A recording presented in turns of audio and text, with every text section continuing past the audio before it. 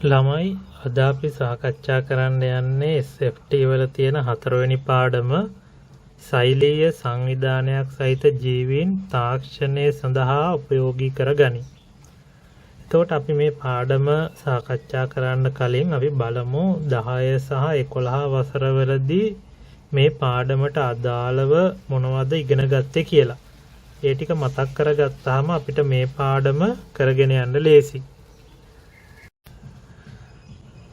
ළමයි මේ තියෙන්නේ 10 වසරේ පළවෙනි අච්චු පොත.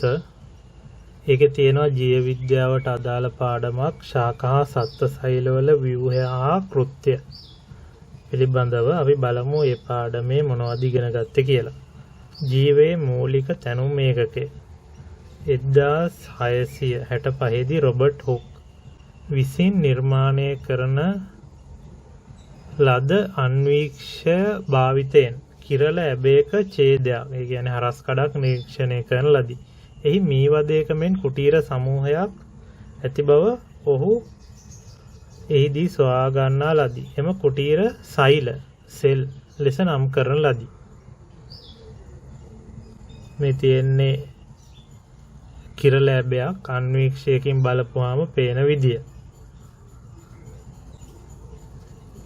විවිධ ජීවී කොටස් අන්වීක්ෂය තුළින් නිරීක්ෂණය කර ලබාගත් අනාවරණ පදනම් කරගෙන 1838 දී ස්ලයිඩන් ෂවාන් රැඩෝල්ෆ් වර්කොච් විසින් සෛල පිළිබඳ දැක්වූ අදහස් සෛලවාදය ලෙස ඉදිරිපත් කරන ලදී. සෛලවාදයෙන් පහත් දැක්වෙන කරුණු කියවේ. ජීවයේ ව්‍යුහමය මෙන්ම කෘත්‍යමය ඒකකයේ සෛලයයි. සියලුම ජීවීන් සෑදී ඇත්තේ ඒක සෛලයකින් හෝ සෛලවලිනි. නව සෛල ඇතිවන්නේ කලින් පැවති සෛලවලිනි. සෛලය පිළිබඳ සංකල්පය. ජීවයේ සෛල සංවිධාන මට්ටම් සැලකූ විට ජීවී දේහ ගොඩනැගී ඇති ව්‍යුහමය කුඩාම ඒකකයේ සෛලය වේ. තනි සෛලයකින් සෑදී ඇති ජීවීන් ඒක සෛලික ජීවීන් ලෙසද සෛල රාශියකින් සෑදී ඇති ජීවීන් බහුසෛලික ජීවීන් ලෙසද හැඳින්වේ. සෛල මගින් ජීවී දේහ විවිධ කාර්ය ඉටු කරනු ලබයි. නිදසුනක් දාලා තියෙනවා. මිනිසාගේ ඔක්සිජන් පරිවහනය සඳහා රතු රුධිරාණු සෛල පිහිටීම. ආවේග සන්නයනය සඳහා ස්නායු සෛල පිහිටීම. මේ අනුව කිසියම් කාර්යයක් ඉටු කිරීමට හැඩගැසුණු කුඩාම ජෛවීය ඒකකයේ සෛලය වේ. ජීවයේ ව්‍යුහමය ඒකකය මෙන්ම කෘත්‍යමය ඒකකයේද සෛලය බව මේ අනුව පැහැදිලි වේ.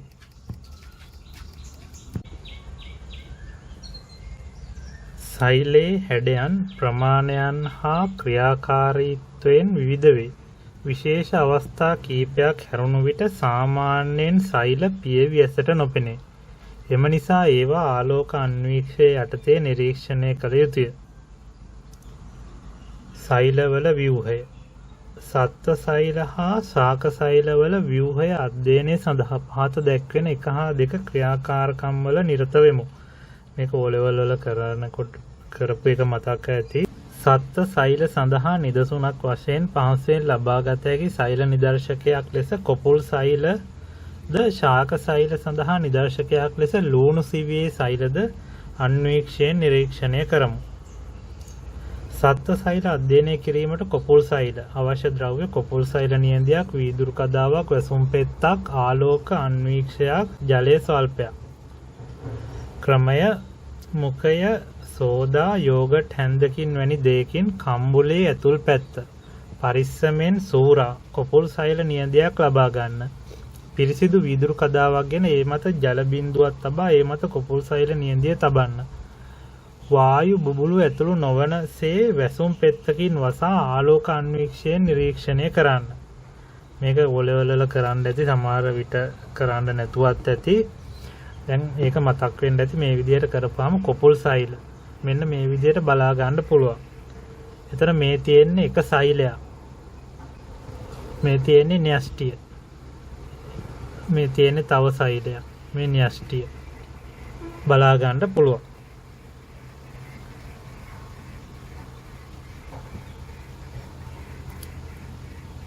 ක්‍රියාකාරකම 2. ශාක සෛල අධ්‍යයනය කිරීමට ලුණු සිවියක සෛල අඩංගු ද්‍රව්‍ය අවශ්‍ය ද්‍රව්‍ය ලුණු සිවියක් අන්වීක්ෂයක් වීදුරු කදාවක් ඔරලෝසු තැටියක් පින්සලක් වැසුම් පෙත්තක් ජලය ස්වල්පයක් ලුණු ගෙඩියක් කපා රූප සටහනේ දැක්වෙන ආකාරයට එහි ඇතුළතින් මාංශල කැබැල්ලක් ලබා ගන්න. එහි ඇතුළු පෘෂ්ඨයෙන් හෝ පිටත පෘෂ්ඨයෙන් සිවියක් ඉවත් කරගන්න. එම සිවිය ජලයේ සහිත ඔරලෝසු තැටියකට දමන්න. වීදුරු කදාවක් ගෙන ඒ මත ජල බිඳුවක් තබා පින්සලක් ආධාරයෙන් ලුණු සිවිය වීදුරු කදාව මත වූ ජල බිඳුව මත තබන්න. ලුණු සිවිය මත තැබූ වැසුම් පෙත්ත වායු මුළු ඇතුළු නොවනසේ පරිස්සමෙන් පහත් කර අන්වීක්ෂයෙන් නිරීක්ෂණය කරන්න.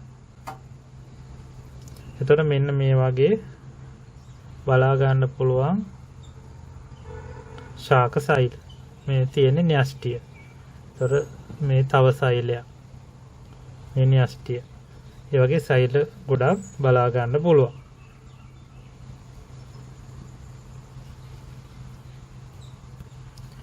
දර්ශීය සෛල. සෛල තුල අඩංගු විවිධ කෘත්‍ය ඉටු කරන ඊතා කුඩා ව්‍යුහ ඉන්ද්‍රිකා ලෙස හැඳින්වේ. මෙම සෛල ඉටු කරන කෘත්‍ය අනුව පවතින ඉන්ද්‍රිකා වර්ග හා සංඛ්‍යාව වෙනස් වේ. සෛලයක තිබිය යුතු සියලුම ඉන්ද්‍රිකා අඩංගු වනසේ නිර්මාණය කරන ලද සෛලය දර්ශීය සෛලයක් ලෙස හැඳින්වේ. ජීව ලෝකයේ මෙවැනි සෛලයක් නොපවතී. එහෙත් දර්ශීය සෛලයේ අඩංගු ඉන්ද්‍රිකා කිසියම් ප්‍රමාණයක් හෝ අඩංගු විවිධ සෛල ජීවීන් තුල දැකිය හැකිය.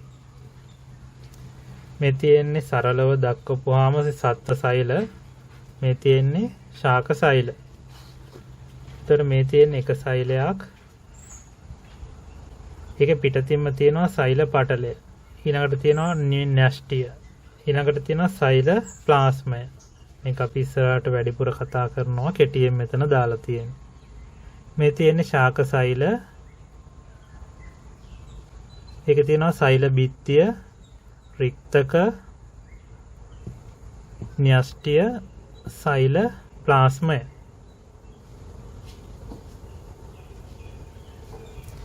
සෑම සත්ව සෛලයක්ම ආවරණය වී පවතින්නේ ප්ලාස්ම පටලය හෙවත් සෛල පටලයෙනි.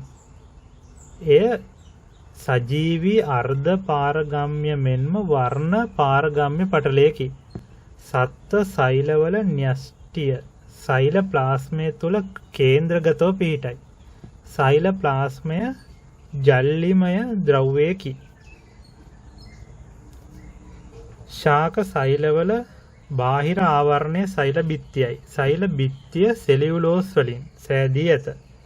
සෛල බිත්තියට ඇතුළතින් ප්ලාස්ම පටලය හෙවත් සෛල පටලය පිහිටා ඇත. ශාක සෛලවල සෛල මැද්දේ විශාල රික්තකයකි. සාමාන්‍යයෙන් සත්ත්ව සෛල තුල එවැනි විශාල රික්තක දැකිය නොහැකිය. සාමාන්‍යයෙන් සත්ත්ව සෛල තුල එවැනි විශාල රික්තක දැකිය නොහැකිය.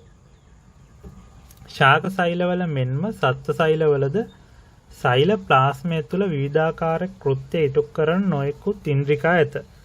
මෙම ඉන්ද්‍රිකා බොහොමයක් ආලෝක අන්වීක්ෂයෙන් නිරීක්ෂණය කළ නොහැකි බැවින් ඒ සඳහා ඉලෙක්ට්‍රෝන අන්වීක්ෂය භාවිතා කළ යුතුය. සෛල ඉලෙක්ට්‍රෝන අන්වීක්ෂයෙන් නිරීක්ෂණය කිරීමෙන් ලබා ගන්නා තොරතුරු පදනම් කර ගනිමින් නිර්මාණය කරන ලද දර්ශීය ශාක සෛලයක හා සත්ත්ව සෛලයක රූප සටහන පහත දැක්වේ. මේ තියෙන O-level වලදී ඉදිරිපත් කරපු ශාක සෛලය. අපි බලමු මේකේ තියෙන කොටස් මොනවද කියලා. මේවා ළමයින්ට මතක තියෙන්න ඕන.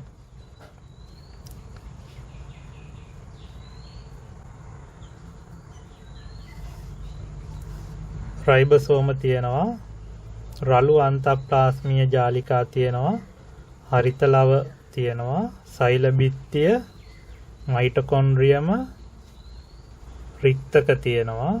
ඒකේ සෛලයුෂය තානාප්ලාස්ටය තියෙනවා. සෛල ප්ලාස්මය, ගොල්ගි සංකීර්ණය, ප්ලාස්ම පටලය, න්‍යෂ්ටිය. න්‍යෂ්ටිකාව තියෙනවා, න්‍යෂ්ටි පටලය තියෙනවා. මේ ටික ළමයින්ට මතක ඇති. මතක නැත්නම් මතක තියාගන්න ඕන. ඊළඟට තියෙනවා සත්ත්ව සෛලය. බලමු සත්ත්ව සෛලය මොනවද තියෙන්නේ කියලා. සිනිඳු අන්තප්ලාස්මීය ජාලිකා, සෛල ප්ලාස්මය, රයිබසෝම, ගොල්ගි සංකීර්ණ, කේන්ද්‍ර දේහ, ප්ලාස්ම පටලය, න්‍යෂ්ටිය, න්‍යෂ්ටි ඇතුලේ න්‍යෂ්ටිකාව, න්‍යෂ්ටි පටලය, රළු අන්තප්ලාස්මීය ජාලිකා, මයිටොකොන්ඩ්‍රියම කියන ඉන්ද්‍රිකා තියෙනවා. ඒ ටිකත් මතක තියාගන්න ඕන. සත්ව ශාක සෛලවල ව්‍යුහයේ සැලකුව විට ඒවා අතර සමානකම් මෙන්ම විවිධ වෙනස්කම් ද ඇත. සත්ව ශාක සෛල අතර ප්‍රධාන වෙනස්කම් වගුවේ දක්වා ඇත. මෙතන තියෙනවා සත්ව සෛලය, මේ පැත්තේ තියෙනවා ශාක සෛලය. සත්ව සෛලයේ සෛල බිත්තියක් නැත. ශාක සෛලවල සෛල බිත්තියක් ඇත. සෛලය තුල වැඩි අවකාශයක් ගන්නේ සෛල ප්ලාස්මයයි. විශාල රික්තක නැත. සමහර විටක తాවකාලික ඊටාම කුඩා රික්තක කීපයක් තිබිය හැක. හරිත ලව නැත. ශාක සෛල පැති සෛල ප්ලාස්මය සෛලයේ පර්යන්තයට තල්ලු වී පවතී. විශාල මධ්‍ය රික්තකයක් හෝ රික්තක කීපයක් තිබිය හැක. බොහෝ විට හරිත ලව ඇත. ඒවත් මතක තියෙන්න ඕන. සෛල ඉන්ද්‍රිකා හා ව්‍යුහ. සෛලය තුල පවතින සෑම ව්‍යුහයක්ම ඊට සුවිශේෂී වූ කෘත්‍යයක් ඉටු කරයි. එනම් සෛලය තුල ශ්‍රම විභජනයක් පෙන්눔 කරයි. සෛල බිත්තිය. ශාක සෛලවල බාහිර ආවරණය සෛල බිත්තියයි. සෛල බිත්තිය අජීවීය. සෛල බිත්තිය සෑදී ඇති ප්‍රධාන සංඝටකය සෙලියුලෝසය. සෛල බිත්තියේ ප්‍රධාන කෘත්‍ය වන්නේ සෛලයේ හැඩය පවත්වා ගැනීම, සන්ධාරණය හා ආරක්ෂාවයි. ප්ලාස්ම පටලය. ශාක සෛලවල සෛල බිත්තියට ඇතුළතින් ප්ලාස්ම පටලය පිහිටයි. සත්ත්ව සෛලවල ආවරණය සෑදී ඇත්තේ ප්ලාස්ම පටලය මගිනි. ප්ලාස්ම පටලය සෑදී ඇත්තේ ප්‍රධාන වශයෙන් පොස්පොලිපිඩ හා ප්‍රෝටීන වලිනි. එය අර්ධ පාරගම්‍ය පටලයකි. ප්ලාස්ම පටලයේ ප්‍රධාන කෘත්‍ය වන්නේ සෛල ආවරණයක් ලෙස ක්‍රියා කිරීම සහ ජලය, අයන හා සමහර අණුවලට සෛලය තුළට ඇතුළු වීමට සහ පිටවීමට ඉඩ දීමයි. එනම් සෛලය තුළට ද්‍රව්‍ය ඇතුල් කිරීම හා සෛල වලින් ද්‍රව්‍ය ඉවත් කිරීම පාලනය කිරීමයි. ප්ලාස්ම පටලය සෛල පටලය ලෙසද හැඳින්වේ. සෛල ප්ලාස්මය. සෛල ඉන්ද්‍රිකා හැරුණු විට සෛලය තුල අඩංගු ජල්ලිමය තරලමය කොටස සෛල ප්ලාස්මය ලෙස හඳුන්වයි. එහි අකාබනික මෙන්ම කාබනික ද්‍රව්‍යද අඩංගු වේ. සෛලයට හැඩයක් ලබා දීම, සෛල ඉන්ද්‍රිකා දැරීම, විවිධ පරිවෘත්තීය ක්‍රියා සිදු කිරීම සෛල ප්ලාස්මයේ කෘත්‍ය වේ. සෛලය තුල සෛල ප්ලාස්මයේ ගිලී ඇති ව්‍යුහවලට සෛල ඉන්ද්‍රිකායයි භාවිතා කෙරේ. ඇතැම් ඉන්ද්‍රිකා සෛල පටල වලින් වට වී ඇත. නිදසුන් මයිටොකොන්ඩ්‍රියා, න්‍යෂ්ටිය, අන්තප්ලාස්මීය ජාලිකා හා ගොල්ගි දේහ. න්‍යෂ්ටිය. න්‍යෂ්ටිය සෛලයක පවතින ප්‍රධාන ඉන්ද්‍රිකාවයි. එය න්‍යෂ්ටි පටලයෙන් ආවරණය වේ. න්‍යෂ්ටිය තුළ න්‍යෂ්ටිකාව සහ ක්‍රෝමැටින් අඩංගු වේ. සෛල විභාජනයේදී මෙම ක්‍රෝමැටින් ද්‍රව්‍ය වර්ණ දේහ ලෙස දිස්වේ.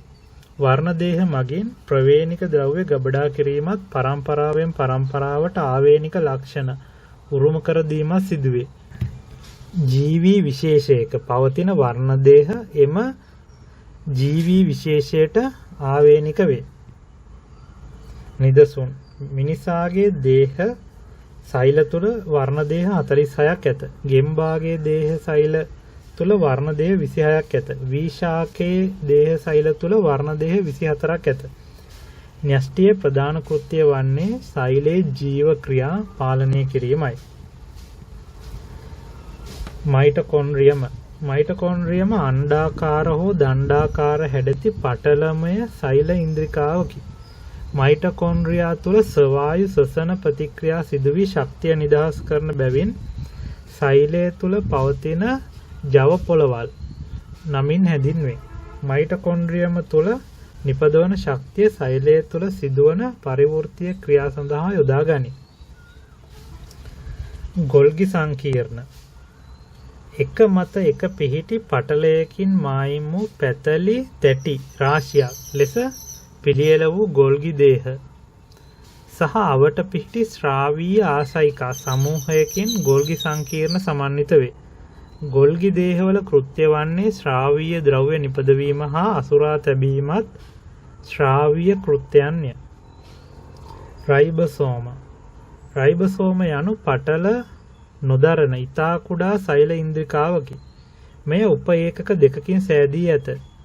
එකක් විශාල උපඒකකයක් වන අතර අනෙක කුඩා උපඒකකයක් වේ. රයිබසෝම සෛල ප්ලාස්මයේ නිදහස් ලෙස හා රළු අන්තප්ලාස්මීය ජාලිකාවලට සම්බන්ධ වී පවතී. රයිබසෝම වල කෘත්‍ය වන්නේ ප්‍රෝටීන සංශ්ලේෂණය කිරීම සඳහා ස්ථාන සැපයීමයි. අන්තප්ලාස්මීය ජාලිකා අන්තප්ලාස්මීය ජාලිකා සෛල ප්ලාස්මය තුළ අඩංගු පැතලි හෝ නාලාකාර හෝ මඩිවලින් යුක්ත අන්තර් පටල පද්ධති ජාලයකි. අන්තප්ලාස්මීය ජාලිකා ආකාර දෙකකි නම් රළු අන්තප්ලාස්මීය ජාලිකා සහ සිනිඳු අන්තප්ලාස්මීය ජාලිකා ලෙසය. රළු අන්තප්ලාස්මීය ජාලිකා පෘෂ්ඨයට සම්බන්ධ රයිබසෝම නිසා රළු බවින් යුක්ත වේ. මේවායේ කෘත්‍ය වනුයේ ප්‍රෝටීන් පරිවහනය කිරීමයි. මෙතන රූපය දාලා තියෙන රළු අන්තප්ලාස්මීය ජාලිකා. මෙතන තියෙනවා සිනිඳු අන්තප්ලාස්මීය ජාලිකා මේ ටික. සිනිඳු අන්තප්ලාස්මීය ජාලිකා. මේවා රයිබසෝම රහිත නාලාකාර මඩි ජාලයකි. සිනිඳු අන්තප්ලාස්මීය ජාලිකා මගින් ලිපිඩ හා ස්ටෙරොයිඩ් නිපදවා පරිවහනය කරයි. රික්තකය යනු ශාක සෛලවල පවතින පටලයකින් වට වූ තරලයකින් සැදුණු තරලයකින් පිරුණු විශාල ඉන්ද්‍රිකාවක් වේ.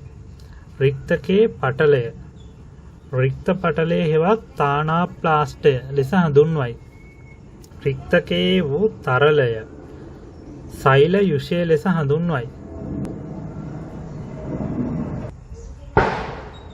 එහි ජලය සීනි නොයෙකුත් වර්ගවල අයන හා වර්ණක ද්‍රව්‍ය ගබඩා කරයි. සත්ව සෛලවල සාමාන්‍ය රික්තක දක්නට නොලැබෙන අතර සමහර විට කුඩා රික්තක තිබිය හැකිය. ඒක සෛලික ජීවීන්ගේ සංකෝචක රික්තක දක්නට ලැබේ. සෛලවල ජල තුල්්‍යතාව පවත්වා ගැනීම සන්ධාරණය පවත්වා ගැනීම හා වර්ණක මගින් සෛලවලට වර්ණය ලබා දීම රික්තකවල කෘත්‍ය වේ. සෛල වර්ධනය හා සෛල විභාජනය. සෛල වර්ධනය කියන්න මොකක්ද කියලා බලමු. මෙතන තියෙනවා පරිණත නොවූ සෛලයක්. මෙතන තියෙනවා පරිණත වෙච්ච සෛලයක්. ජීවීන්ගේ මූලික ලක්ෂණයක් ලෙස වර්ධනය සැලකිය හැකිය.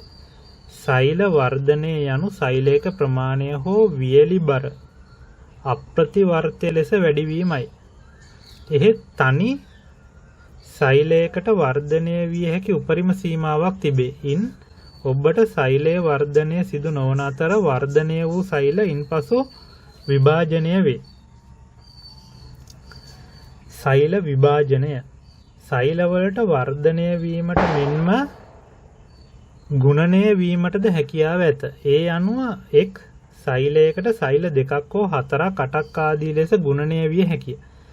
සෛල ගුණනය වීමෙන් නව සෛල ඇතිවේ. සෛල ගුණනය වනුයේ සෛල විභාජනයෙනි. සෛල විභාජනය යනු නව සෛල සෑදෙන පරිදි යම් සෛලයක සිදුවන සෛලීය ද්‍රව්‍ය බෙදීමේ ක්‍රියාවලියයි. සත්‍ය න්‍යෂ්ටික සෛලයක සෛල විභාජනය සම්පූර්ණ වීම සඳහා පළමුව න්‍යෂ්ටිය විභාජනය සිදු විය යුතු අතර අනතුරුව සෛල ප්ලාස්මය විභාජනය විය යුතුය. පරම්පරාවෙන් පරම්පරාවට ආවේනික ලක්ෂණ උරම කර දෙන ප්‍රවේණික ද්‍රව්‍ය අඩංගු වනුයේ වර්ණ දේහ තුලයි. න්‍යෂ්ටියක විභාජනයට පෙර න්‍යෂ්ටිය තුල ඇති වර්ණ දේහ පහත දැක්වෙන රූපයේ පරිදි පැහැදිලි ලෙස දිස්වීමට පටන් ගැනේ. මේ තියෙන විභාජනයට පෙර සෛලයේ න්‍යෂ්ටියේ වර්ණ දේහ දිස්වන ආකාරය. මේ තියෙන විභාජනය පටන්ගත් සෛලයක වර්ණ දේහ දිස්වන ආකාරය. සිහින් නූල් වැනි වර්ණ දේහ න්‍යෂ්ටිකාව, සෛල ප්ලාස්මයේ න්‍යෂ්ටිය වර්ණ දේහාංශවලට වෙන් වී ඇති අවස්ථාව. යම් ජීවී විශේෂයක් සඳහා සාමාන්‍ය දෛහික සෛලයක වර්ණ දේහ සංඛ්‍යාව නියතයකි.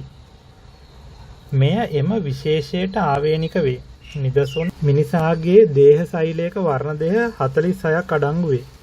මෙය එකම ප්‍රවේණික තොරතුරු දරන වර්ණ දේහ වශයෙන් යුගල් 23කින් සමන්විත වේ. සමාන ප්‍රවේණික තොරතුරු දරන වර්ණ දේහ යුගලක් සමජාතීය වර්ණ දේහ යුගලක් ලෙස හැඳින්වේ. මෙම සමජාති වර්ණ දේහ යුගලයෙන් එක් වර්ණ දේහයක් මවගෙන්ද අනෙක් වර්ණ දේහය පියාගෙන්ද වශයෙන් ජනිතයාට උරුම වේ. මේ අනුව දරුවාට පියාගෙන් ලැබෙන වර්ණ දේහ 23ක්ද මවගෙන් ලැබෙන වර්ණ දේහ 23ක්ද ලෙස වර්ණ දේහ 46ක් උරුම වේ. සෛල විභාජනය සිදුවන ප්‍රධාන ක්‍රම දෙකකි. අනූනන විභාජනය, ඌනන විභාජනය. අනූනන විභාජනය බලමු. සෛල න්‍යෂ්ටියක පවතින වර්ණ දේහ සංඛ්‍යාව නියතව තබා ගනිමින් සෛල සංඛ්‍යාව වැඩි කර ගැනීම අනූනන විභාජනය ලෙස හැඳින්වේ. අනූනන විභාජනයේදී මාතෘ සෛලයේ වර්ණ දේහ සංඛ්‍යාවටම සමාන වර්ණ දේහ සංඛ්‍යාවක් දෘහිතෘ සෛලයට ලැබෙන අතර සර්ව සම සෛල දෙකක් ඇතිවේ. අනූන්න විභාජනයේ වැදගත්කම.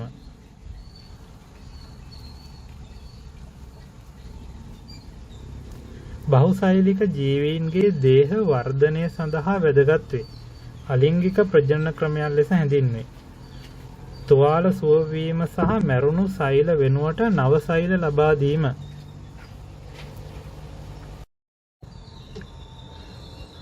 ඌනන විභාජනය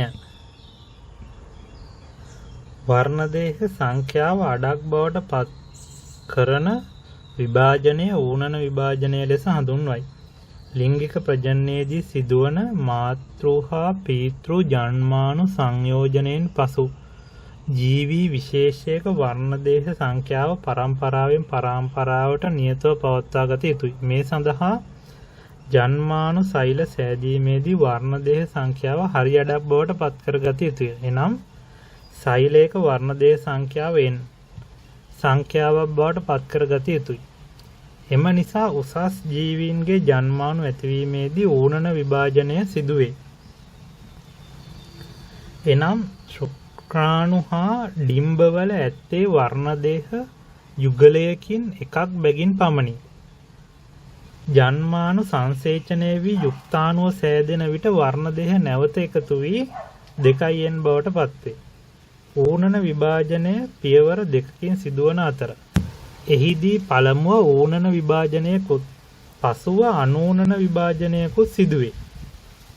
ඌනන විභාජනයේදී වර්ණ දේහවල ව්‍යුහමය වෙනස්කමක් සිදුවන නිසා ජීවීන්ගේ ප්‍රභේදන හෙවත් නව ලක්ෂණ හටගනී. මේ ජෛව පරිණාමයේදී ඉතා වැදගත් සංසිද්ධියකි. ඌනන විභාජනයේ වැදගත්කම පරම්පරාවෙන් පරම්පරාවට වර්ණ දේහ සංඛ්‍යාව නියතව පවත්වා ගැනීම. වර්ණ දේහවල ඇතිවන වෙනස් වීම හෙවත් ප්‍රභේදන හටගන්නා නිසා පරිණාමයේදී වැදගත් වීම. ඌනන හා අනූනන විභාජනයේ වෙනස්කම් දාලා තියෙනවා. ඌනන විභාජනය, අනූනන විභාජනය. විභාජන අවස්ථා දෙකකින් සමන්විතය. ද්විගුණ සෛලවල පමණක් සිදුවේ. ප්‍රභේදන හටගනී, එනම් වර්ණ දේහවල වෙනස්කම් ඇතිවේ. විභාජනයේ අවසානයේ දෘහිතෘ සෛල 4ක් සෑදේ. මාතෘ සෛලයේ වර්ණ දේහ සංඛ්‍යාවෙන් අඩක් දෘහිතෘ සෛලයට ලැබේ. දෘහිතෘ සෛල මාතෘ සෛලයට සමාන නොවේ. අනූනන විභාජනය. විභාජනයේ එක් අවස්ථාවකින් පමණක් සමන්විතය. ඒක ගුණ මෙන්ම ද්විගුණ සෛලවලද සිදුවේ. ප්‍රභේදන හට නොගැනී. වර්ණ දේහවල වෙනස්කම් ඉතා විරලයි. දෘහිතෘ සෛල දෙකක් සෑදී. දෘහිතෘ සෛලවල වර්ණ දේහ සංඛ්‍යාවට මාතෘ සෛලයේ වර්ණ දේහ සංඛ්‍යාවට සමාන වේ. දෘහිතෘ සෛල මාතෘ සෛලයට සෑම අතින්ම සමාන වේ. ඊළඟ පාඩම බලමු. ජීවීන්ගේ ලාක්ෂණික. ජීවීන්ට පොදු ලාක්ෂණික පිළිබඳව මෙතෙක් ඔබ දන්නා තොරතුරු හා අත්දැකීම් සිහිපත් කරන්න. එම දැනුම භාවිතයෙන් පහත සඳහන් පැවරුමෙහි නිරත වන්න. පැවරුමක් දීලා තියෙනවා. මේක මතක ඇතිද බලන්න. පහත දැක්කෙන අවස්ථා ජීවීද අජීවීද යන්න පිළිබඳ ඔබගේ අදහස් ඉදිරිපත් කරන්න. කිකිලි බිත්තරයක් විශේෂිත තත්ත්වයටතේ ගබඩා කළ ජීවියෙකුගේ දේහයෙන් ඉවත් කළ පටක කොටසක් අවුරුදු දහස් ගණනක් පැරණි පොසිලයක්.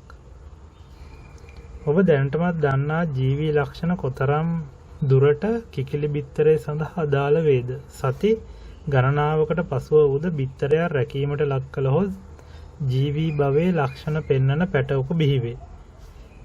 ජීවියෙකුගේ දේහයකින් ඉවත් කළ පටක කොටසක් විශේෂ තත්ත්වයටතේ දිගු කාලයක් තබාගත හැකිය.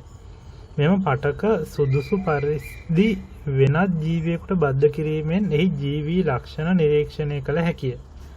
අවුරුදු දහස් ගණනක් පැරණි පොසිල වලින් වෙන් කර ගන්නා DNA නම් වූ ජෛව රසායනික අණු බද්ධ කිරීමෙන් පැරණි ජීවීන්ගේ ලක්ෂණ සහිත නව ජීවීන් බිහි කිරීමේ ක්‍රමවේදයක් ඥාන තාක්ෂණය මගින් සොයාගෙන ඇත. එසේනම් බාහිර නිරීක්ෂණ පමණක් පදනම් කරගෙන ජීවී බව පිළිබඳ පැහැදිලි ස්ථිර එකඟතාවයකට පැමිණීම අසීරු බව ඔබට වැටහෙනවා ඇත. ජීවීන් අජීවී ද්‍රව්‍ය වලින් වෙන්කර හඳුනා ගැනීම සඳහා භාවිතා කළ හැකි ලක්ෂණ කීපයක් බලමු. ඔබ ලයිස්තුගත කළ ජීවී ලක්ෂණ සියල්ලම සෑම ජීවී ඒකකයක් තුළම සෑම විටම දක්නට නොලැබේ. එහෙත් සෑම ජීවී ඒකකයක්ම ජීවී ලක්ෂණ එකක් හෝ කීපයක් බාහිරට ප්‍රකාශ කරයි. එලෙසම ජීවී හා අජීවී ද්‍රව්‍ය ලෙස පැහැදිලිව වෙන් කළ නොහැකි අවස්ථා පවතින බවද ඉදිරි පාඩම්වලදී ඔබට අධ්‍යයනය කළ හැකියි. ජීවී බව පිළිබඳව පොදුවේ පිළිගත හැකි ලක්ෂණ. එනම් ජීවීන්ට පොදු ලාක්ෂණික පහත දැක්වේ. සෛලීය සංවිධානය, පෝෂණය, ශ්වසනය, උද්දීප්තතාව, සමායෝජනය, බහිස්රාවය, චලනය, ප්‍රජනනය, වර්ධනය හා විකසනය. ඒ ටික මොනවද කියලා තමයි මේ පාඩමේ දැන් කියන්නේ. සෛලීය සංවිධානය. ඒක සෛලික ජීවීන්ගේ ව්‍යුහය සැලකූ විට පෙනී යන්නේ එය සෛල, ප්ලාස්මය සහ එහි අඩංගු ඉන්ද්‍රිකා ප්ලාස්ම පටලයෙන් වට වී ඇති ව්‍යුහයක් ලෙසයි.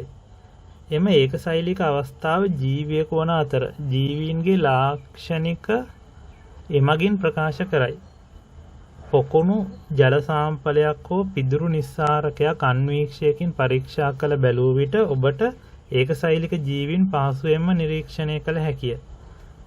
ක්ලැමිඩොමොනාස්, යුග්ලීනා, ඇමීබා, පැරමීසියම් මේ තියෙන්නේ ඒක සෛලික ජීවීන්. අපි මේ ගැන අපේ පාඩමේදී වැඩිපුර කතා කරනවා. ඒක සෛලික ජීවීන් ආලෝක අන්වීක්ෂයෙන් පෙනෙන ආකාරය.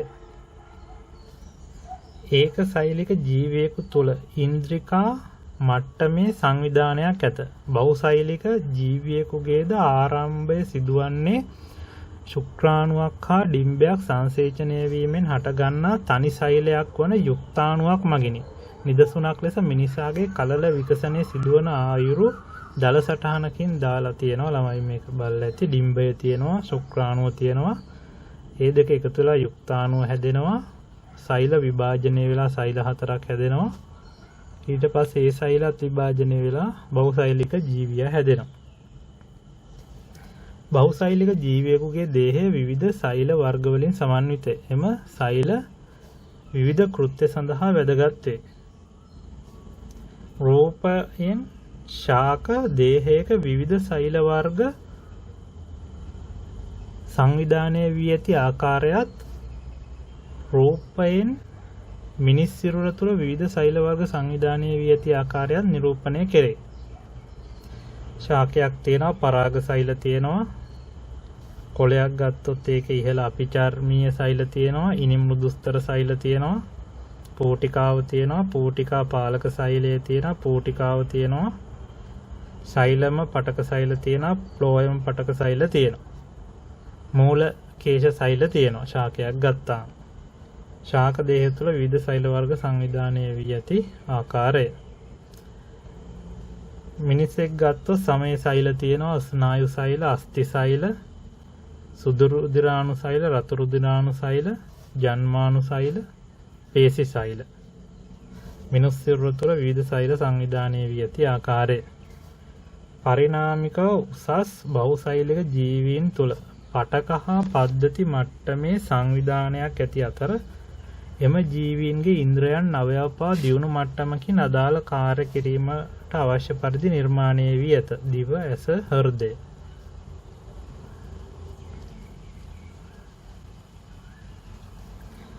සජීවී තත්ත්වයේ පවතින කුඩාම ව්‍යුහමය හා කෘත්‍යමය ඒකකයේ සෛලය වන අතර නිශ්චිත කාර්යයක් සඳහා විශේෂණය වූ සෛල සමූහයක් පටකයක් ලෙස හැඳින්වේ.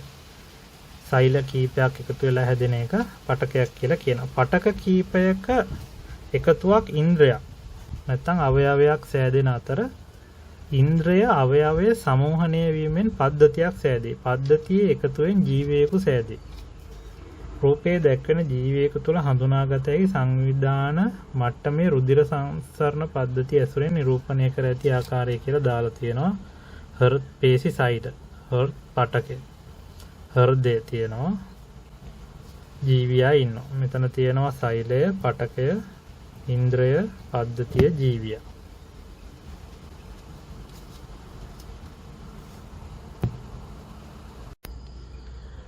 පෝෂණය ජීවය පවත්වා ගැනීම සඳහා ශක්තිය හා ද්‍රව්‍ය ලබා ගැනීමේ ක්‍රියාවලිය පෝෂණය ලෙස හඳුන්වයි. ශරීරයේ සෛල වර්ධනය, ගෙවී ගිය කොටස් අලුත් වැඩියාව වැනි ජීව ක්‍රියා සඳහා ශක්තිය අවශ්‍ය වේ. එම ශක්තිය ලබා ගන්නේ පෝෂ්‍ය ද්‍රව්‍ය හරහාය. ජීවීන් මෙම පෝෂ්‍ය ද්‍රව්‍ය නැතහොත් ආහාර තමන් විසින්ම නිපදවා ගැනීම ස්වයංපෝෂී පෝෂණය ලෙස හඳුන්වයි. ස්වයංපෝෂී පෝෂණය ආහාර නිෂ්පාදනය සඳහා භාවිතා වන ශක්තිය පදනම් කරගෙන කාණ්ඩ දෙකට බෙදයි. එනම් ආලෝක ශක්තිය භාවිත වන්නේ නම් ප්‍රභා ස්වයංපෝෂී ලෙසද, රසායනික ප්‍රතික්‍රියාවකින් ශක්තිය ලබා ගන්නේ නම් රසායන ස්වයංපෝෂී ලෙසද හඳුන්වයි. බොහොමයක් ශාක ප්‍රභා ස්වයංපෝෂී වේ. බොහෝ බැක්ටීරියා රසායනික ස්වයංපෝෂී වේ. ශාක සෛලවල අඩංගු හරිත ලව තුළ ඇති සුවිශේෂී කාබනික ද්‍රව්‍යයක් වන හරිතප්‍රද ආධාරයෙන් ආහාර නිපදවීමේ ක්‍රියාවලිය ප්‍රභා සංශ්ලේෂණය ලෙස හැඳින්වේ. ප්‍රභා සංශ්ලේෂණ ක්‍රියාවලිය සරල සමීකරණයකින් පහත් දැක්වෙන ආකාරයට නිරූපණය කළ හැකිය. කාබන් ඩයොක්සයිඩ් ධන ජලය, ආලෝක ශක්තිය, හරිතප්‍රද, ග්ලූකෝස් ධන ඔක්සිජන් හැදෙනවා. කාබන් ඩයොක්සයිඩ් 6යි, ජල අණු 6යි, ග්ලූකෝස් අණුවයි, ඔක්සිජන් අණු 6කුයි හැදෙනවා. ශාක පත්‍රවල නිපදවන ආහාර ශාකයේ කඳ, මුල්, පත්‍ර හෝ ඵල වල ගබඩා කරනු ලැබේ. ශාක විසින් නිපදවන ලද ආහාර හෝ වෙනත් ජීවි සම්භවයක් ඇති කාබනික ආහාර ප්‍රයෝජනයට ගන්නා නිසා සතුන් විසම පෝෂී කොටසට අයත් වේ. පහත් දැක්වෙන ආහාර ජාලය තුළ මෙම පෝෂණ ක්‍රම අතර සම්බන්ධතාවයක් නිරූපණය කර ඇත. ස්වයංපෝෂී, විසමපෝෂී, විසමපෝෂී, විසමපෝෂී, විසමපෝෂී.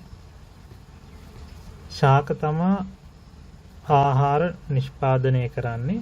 ඒ නිසා ස්වයංපෝෂී. අනිත් අය ආහාර නිෂ්පාදනය කරන්නේ නැති නිසා විසමපෝෂී වෙනවා. මෘතෝපජීවීන් මගින් දි รา පත් වීම. ශ්වසනය. සියලුම ජීවීන්ට තම ජීව ක්‍රියා සිදු කිරීමට ශක්තිය අවශ්‍ය වේ. එම ශක්තිය නිපදවා ගනුයේ ඔවුන් නිපදවන ආහාර හෝ වෙනත් ආකාරයකින් ලබා ගන්න ආහාර සෛල තුලදී බිඳ හෙළීමෙනි. ජීව සෛල තුලදී සංචිත ආහාර මගින් ශක්තිය නිපදවන ක්‍රියාවලිය සෛලීය ශ්වසනය ලෙස හැඳින්වේ. සජීවී භවයේ වැදගත් ලක්ෂණයක් වන ශ්වසනය අපට ඍජුවම නිරීක්ෂණය කළ නොහැකිය. සෛලීය ශ්වසනය ජෛව රසායනික ප්‍රතික්‍රියා දාමයකි. එම නිසා පරීක්ෂණාත්මක ක්‍රම මගින් එය තහවුරු කළ යුතු වේ. නමුත් ඇතැම් සතුන්ගේ ශ්වසන චලනය මගින්ද මෙය නිරීක්ෂණය කළ හැකිය. නම් සෛලීය ශ්වසනයට අවශ්‍ය ඔක්සිජන් සෛලය තුළට ගෙන යාමත් එහිදී නිපදවන කාබන් ඩයොක්සයිඩ් පිට කිරීමත් සඳහා සිදු කරන ආශ්වාස ප්‍රාශ්වාස ක්‍රියාව මගිනි. ශ්වසනය පිළිබඳ විවිධ අත්දැකීම් මගින් ජීවී භවයේ ලක්ෂණයක් ලෙස එය ප්‍රකාශ කළද ශ්වසන ක්‍රියාවලිය සිදුවීම සඳහා ඔක්සිජන් වායුව අවශ්‍ය බවද එහිදී කාබන් ඩයොක්සයිඩ් වායුව පිටවන බවද පහත් දැක්වෙන ක්‍රියාකාරකම් මගින් ආදර්ශනය කළ හැකිය. මම මෙතනදී මේ ක්‍රියාකාරකම කියන්න යන්නේ නැහැ. ළමයින්ට අවශ්‍ය නම් වීඩියෝ එක මම යවන්නම්. ඒක කියව ගන්න. මේක අපිට අපේ පාඩමට වැදගත් වෙන්නේ නැහැ.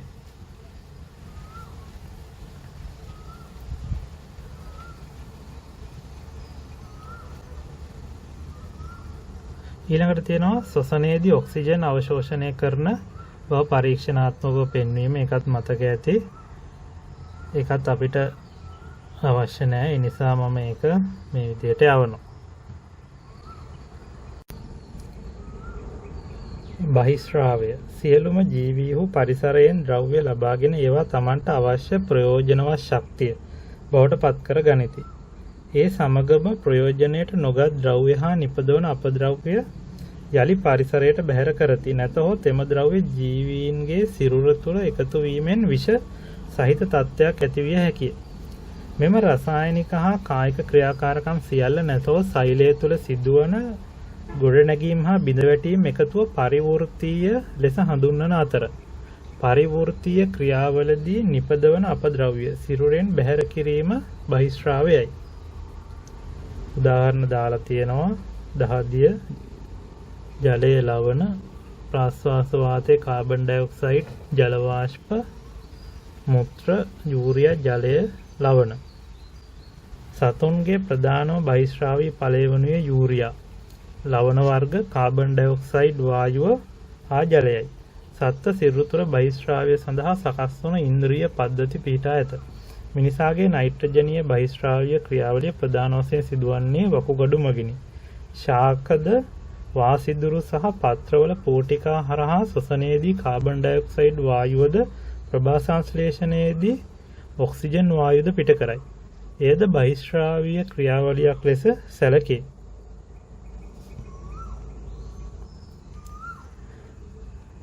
සංවෘත්තීය. ජීවී දේහ තුළ සරල ද්‍රව්‍ය වලින් සංකීර්ණ සංයෝග සංශ්ලේෂණය කිරීමේ ක්‍රියාවලිය සංවෘත්තීය කියලා හඳුන්වනවා. මෙහිදී ශක්තිය ගබඩා වේ. අපවෘත්තීය.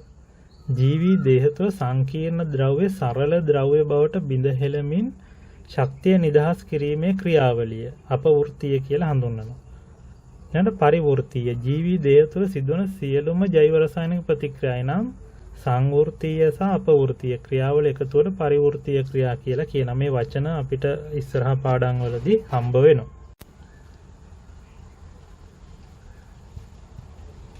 ප්‍රජනනය.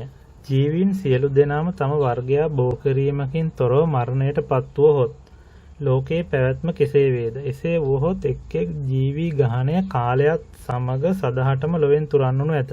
එබැවින් එක් පරම්පරාවක් මිය යන්නට පෙර එම පරම්පරාව විසින් තවත් පරම්පරාවක් බිහි කළ යුතුය. ඒක සෛලික ජීවියෙකු හෝ බහුසෛලික ජීවියෙකු තම වර්ගයාගේ ඉදිරි පැවැත්ම සඳහා නව පරම්පරාවක් බිහි කිරීමේ ක්‍රියාවලිය ප්‍රජනනය නම් වේ.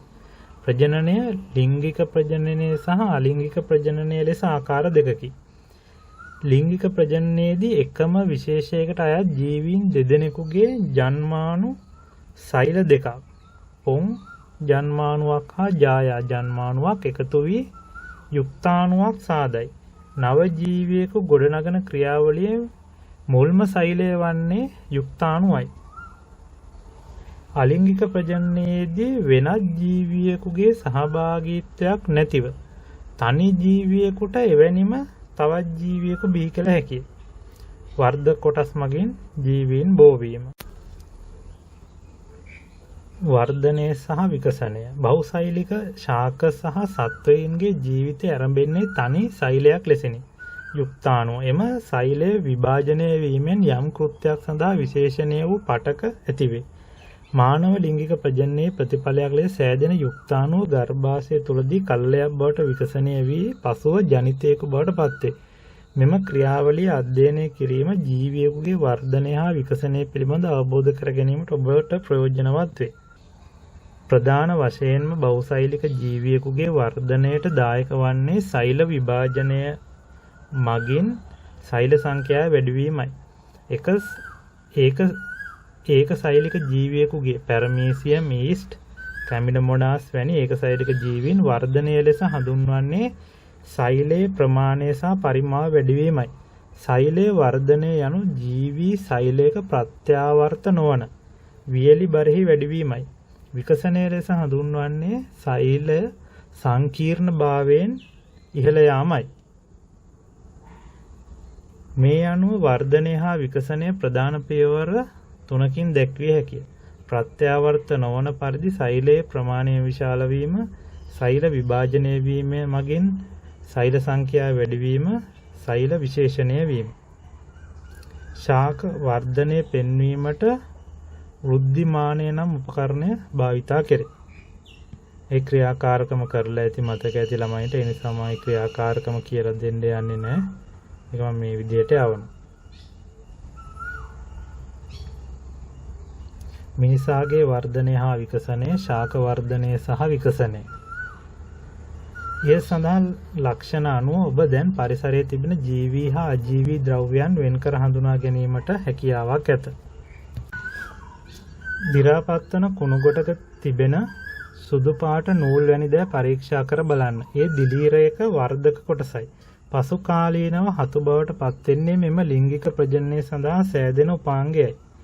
පොල් ගසක කඳක ලයිකන තාප්පයක එල්ලී වැඩෙන විවිධ ආකාරයේ පර්ණාංග ශාක, උඩවැඩියා වර්ග මිදුලේ මිරිස් ගසක පැපොල් අත්තක සිටින සුදු පාට පිටිමකුණන් ලපටි කතුරු මුරුංගා පත්‍ර මත තිබෙන ඉතාසියම් සුදු පාට බිත්තර වැනි දෑ පරීක්ෂා කර බලන ඔබට ජීවී අජීවී බව මනාව පැහැදිලි වනු ඇත. සමහර ද්‍රව්‍ය ජීවීද අජීවීද යන්න හඳුනා ගැනීමට අපහසු අවස්ථා ඇතිවේ. බැක්ටීරියා සෛල වියලා සරල කුඩක් බවට පත් කළ හැකිය. පාන් සැකසීම සඳහා ගන්නා දිලීර වර්ගයක් වන ඊස්ට්ද වියලි කුඩක් ලෙස වෙළඳ පොලේ ඇත. සමහර ජීවී ස්වරූප ජීවී හෝ අජීවී වස්තු ලෙස හඳුනා ගැනීමට අපහසුය. උදාහරණ වෛරසයක් ප්‍රමාණය ඉතාමත් කුඩා වන අතර නිරීක්ෂණය කළ හැක්කේ ඉලෙක්ට්‍රෝන අන්වීක්ෂයකින් පමණි. එහි විශාලත්වය බැක්ටීරියාවකින් 10 පංගුවක් පමණ වේ. මේවා පවතින අවස්ථාව අනුව ජීවී මෙන්ම අජීවී ලක්ෂණද පෙන්වයි. වෛරස සෛල ලෙස නොසැලකේ. ඒවා න්‍යෂ්ටික ආම්ල සහ ඒවා වටා සැකසුණු ප්‍රෝටීන කොපුවකින් සෑදී ඇත. මෙම න්‍යෂ්ටික ආම්ල කොටස DNA හෝ RNA හෝ විය හැකිය. විවිධ හැඩයෙන් සහ විශාලත්වයෙන් යුතු වෛරස හඳුනාගෙන ඇත. අදාළ ඉන්ද්‍රිකා කිසිවක් නොමැති බැවින් වෛරස තුළ කිසිදු පරිවෘත්තීය ක්‍රියාවක් සිදු නොවේ.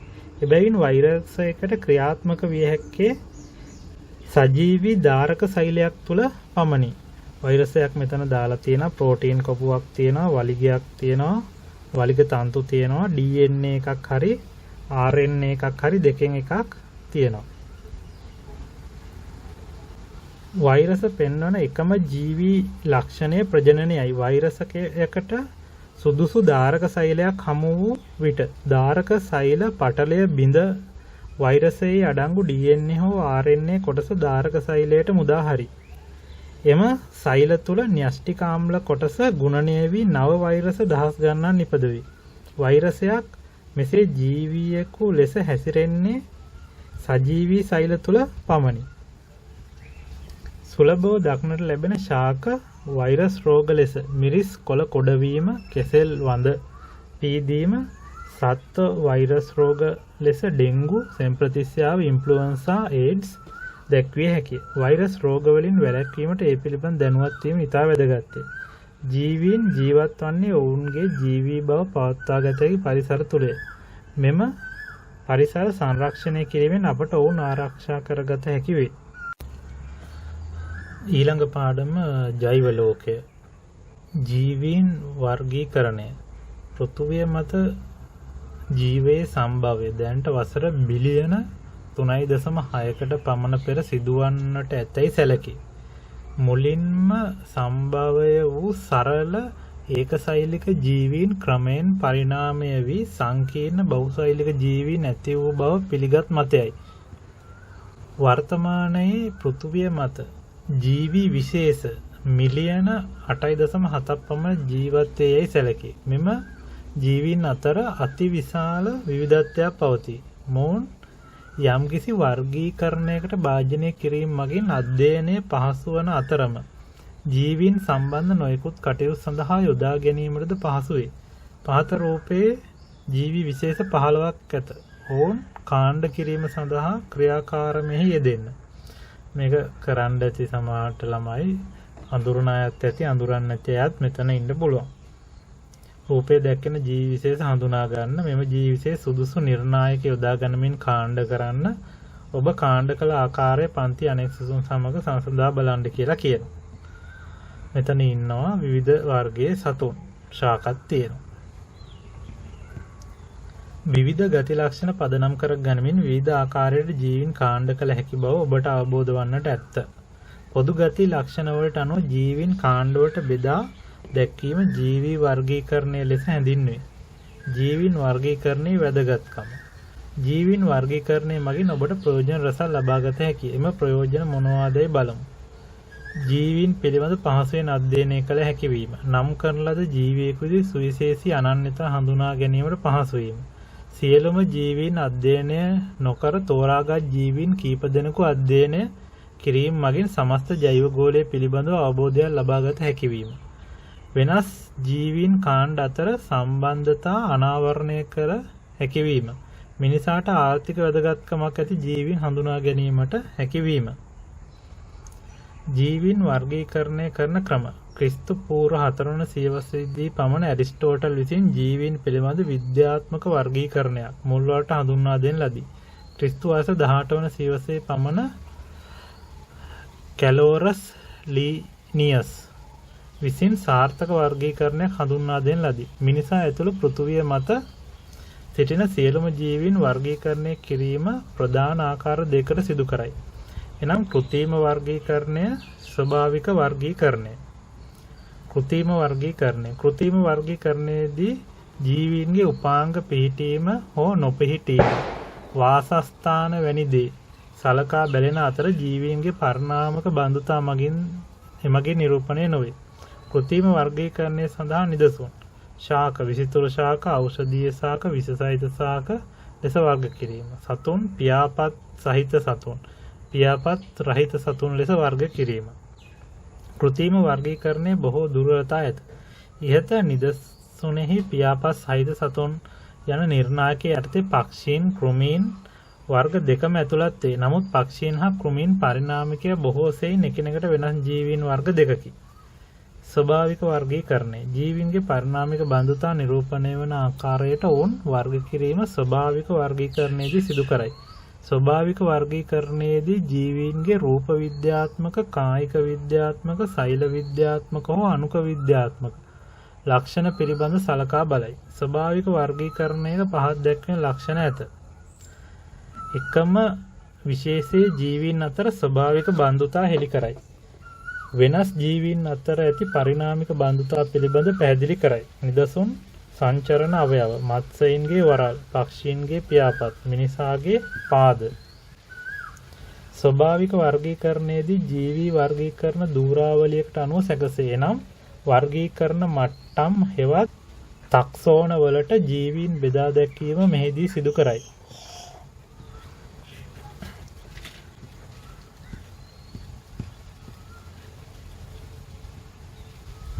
අධිරාජධානි 3 වර්ගීකරණය. ජීවීන් වර්ගීකරණය සඳහා වඩාත් යෝග්‍ය වන්නේ ස්වභාවික වර්ගීකරණ පද්ධතියකි. ඉතිහාසයේ සිට වර්තමානය දක්වා විවිධ විද්‍යාඥයින් විසින් වර්ගීකරණ ක්‍රම ඉදිරිපත් කර ඇත.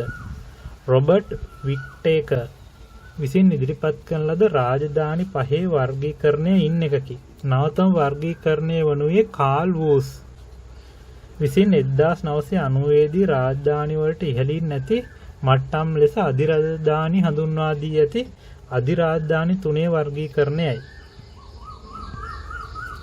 අධිරාජධානි 3 පහක් දැක්වෙන පරිදි වේ. ආකියා අධිරාජධානිය, බැක්ටීරියා අධිරාජධානිය, යුකැරියා අධිරාජධානිය. මෙතන මේ ටික දාලා තියෙනවා ආයේ.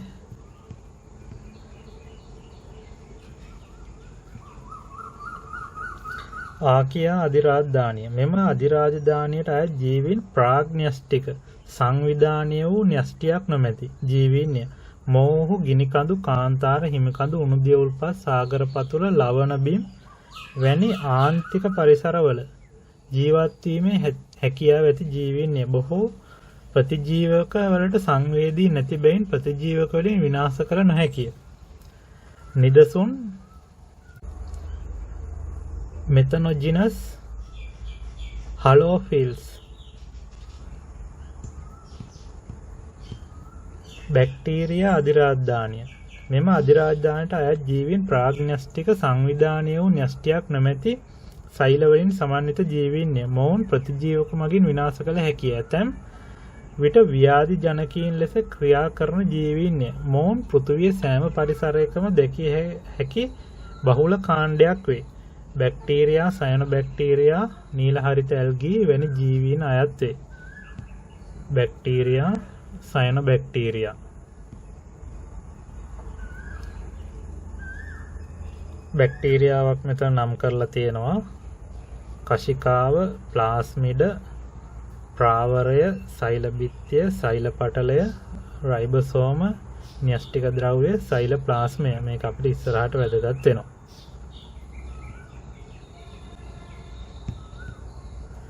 බැක්ටීරියා මිනිසාට අහිතකර මෙන්ම ප්‍රයෝජනවත් වන අවස්ථා කිහිපයක් පහක් දැක්වේ. බැක්ටීරියා විසින් මිනිසාට මෙන්ම වෙනත් ජීවීන්ටද විවිධ රෝග ඇති කරයි. නිදසුන් ක්ෂය රෝගය, නියුමෝනියාව, කොලරාව, පිටගැස්ම, ලාදුරු,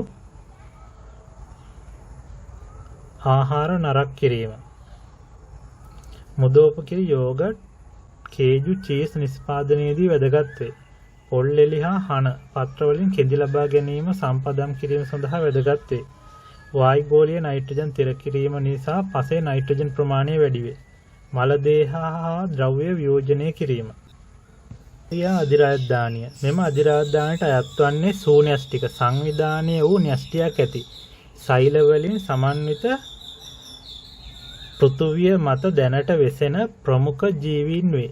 මොවුන් විවිධ පරිසර තත්ත්ව යටතේ ජීවත් වීමේ හැකියාව ඇති ප්‍රතිජීවක වලට සංවේදී නැති ජීවීන්ය. එනම් ප්‍රතිජීවක මගින් විනාශ කළ නොහැකිය. යුකැරියා අධිරාජධානියට අයත් අධිරාජධානි 4කි. Protista අධිරාජධානිය, ෆන්ගයි අධිරාජධානිය, plantae අධිරාජධානිය, ඇනිමලයා අධිරාජධානිය.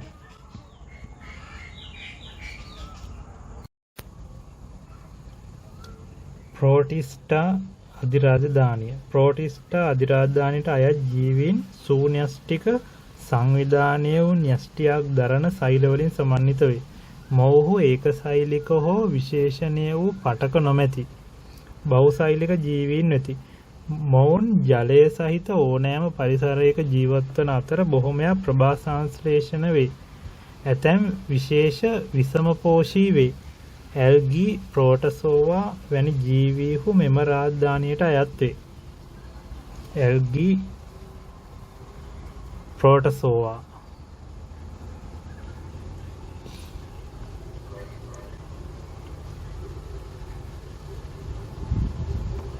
ප්‍රෝටිස්ටාවන් මිනිසාට ප්‍රයෝජනවත් මෙන්ම අහිතකර වන අවස්ථාද පහත දැක්වේ. ජලජ පරිසරවල ආහාර දාමවල ප්‍රාථමික නිෂ්පාදකයින් ලෙස ඇල්ගී ක්‍රියා කිරීම.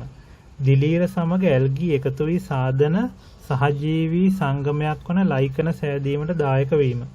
බැක්ටීරියා රෝපණයට ගන්නා මාධ්‍ය සාධන ඒගාර් නිෂ්පාදනය කිරීම. අයිස්ක්‍රීම් නිෂ්පාදනයේදී යොදා ගන්නා ඇල්ජිනික් අම්ලය ලබා ගැනීම. ඇතැම් ප්‍රෝටසෝවාවන් මගින් මිනිසාට දරුණු රෝග ඇතිවීම. ඇමීබා අතිසාරය මැලේරියාව නිද්‍රා වුණ.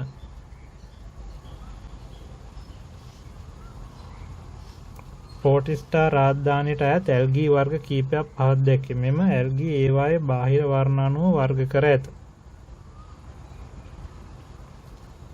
ෆන්ගයි රාජධානිය කයිටීන් සහිත සෛල බිත්තියක් දරන සූන්‍යෂ්ටික සංවිධානය වූ න්‍යෂ්ටියක් දරන සෛලවලින් සමන්විත ඒකසෛලික හෝ බහුසෛලික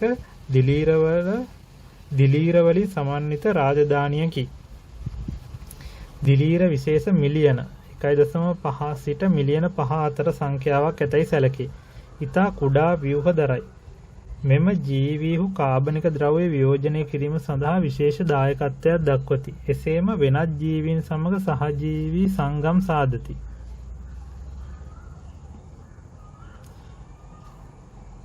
දිලීර මිනිසාට වැදගත් වන අවස්ථා කීපයක් පහත දැක්වේ. ප්‍රෝටීන් පරිපූරක ආහාරයක් ලෙස යොදා ගනී. නිදසුන ඇග්ගරිකස් හතු පාන් සහ මධ්‍යසාර පැසීමේ ක්‍රියාවලියට යොදා ගනී. ඊස්ට් ප්‍රතිදීවක ඖෂධ නිෂ්පාදනයට යොදා ගනී. පෙනිසිලියම් මගින් පෙනිසිලින් නිපදවීම. සතුන් හා ශාකවලට රෝග සාදයි. අලුහම් සෑදී අර්තාපල් පශ්චිම අංගමාරය සෑදීම. ආහාර නරක්වීම.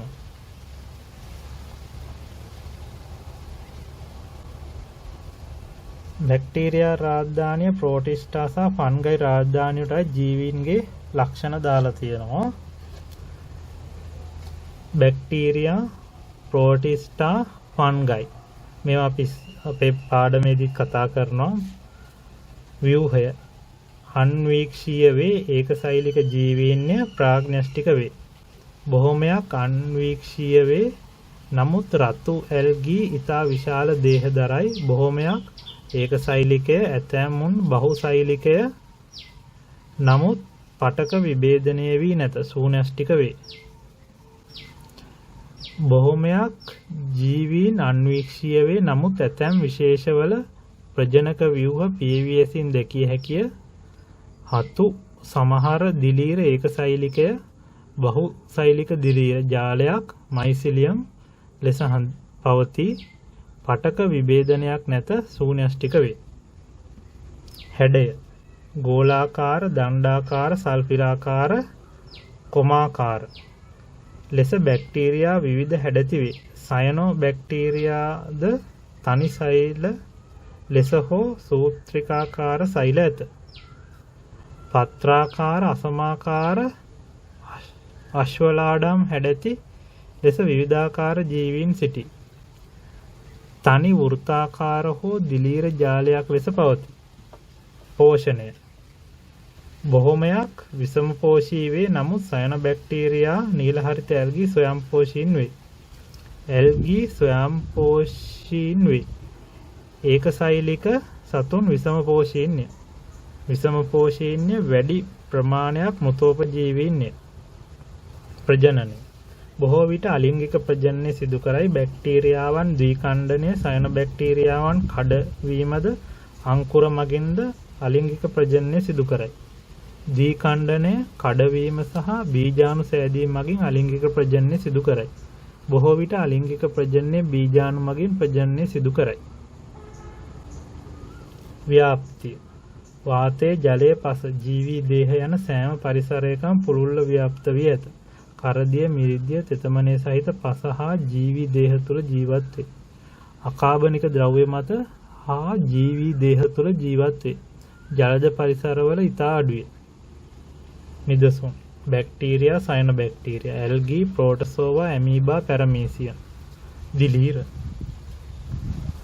ප්ලාන්ටේ රාජධානිය කියන්නේ ශාක රාජධානිය.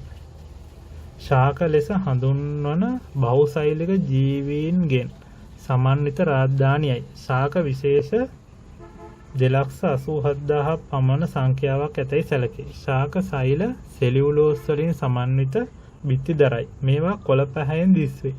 ඊට හේතුව සෛලවල ඇති හරිත ලව තුළ වූ හරිතප්‍රද ක්ලෝරොෆිල් වර්ණකයයි. මෙමගින් ආලෝක ශක්තිය අවශෝෂණය කර ආහාර නිෂ්පාදනය හෙවත් ප්‍රභා සංශ්ලේෂණය සිදු කරයි. ලිංගික ප්‍රජනන ක්‍රම හා අලිංගික ප්‍රජනන ක්‍රම මගින් තම වර්ගයා බෝ කරයි. ප්ලාන්ටේ රාජධානිය පුෂ්ප හට ගැනීම හෝ නොගැනීම යන පදනම් කරගෙන කාණ්ඩ දෙකක් ඇත. අපුෂ්පක ශාක, සපුෂ්පක ශාක. අපුෂ්ප ශාක. පුෂ්ප හට නොගන්නා ශාක අපුෂ්ප ශාක ලෙස හැඳින්වේ. අපුෂ්ප ශාක බීජ හට ගැනීම හෝ නොගැනීම පදනම් කරගෙන නැවත කාණ්ඩ දෙකට වෙන් කළ හැකිය. බීජ හට නොගන්නා අපුෂ්ප ශාක, බීජ හට ගන්නා අපුෂ්ප ශාක. බීජ හට නොගන්නා අපුෂ්ප ශාක. පුෂ්ප හට නොගන්නා මෙන්ම බීජ හට නොගන්නා ශාක වේ. උදාහරණ දාලා තියෙනවා. ශාක, අපුෂ්ප ශාක, මල් හට නොගන්නා. සපුෂ්ප ශාක, මල් හට ගන්නා. බීජ හට නොගන්නා ශාක, බීජ හට ගන්නා ශාක. ඒක බීජපත්‍රී, ද්විබීජපත්‍රී. උදාහරණ වල රූපත් දාලා තියෙනවා.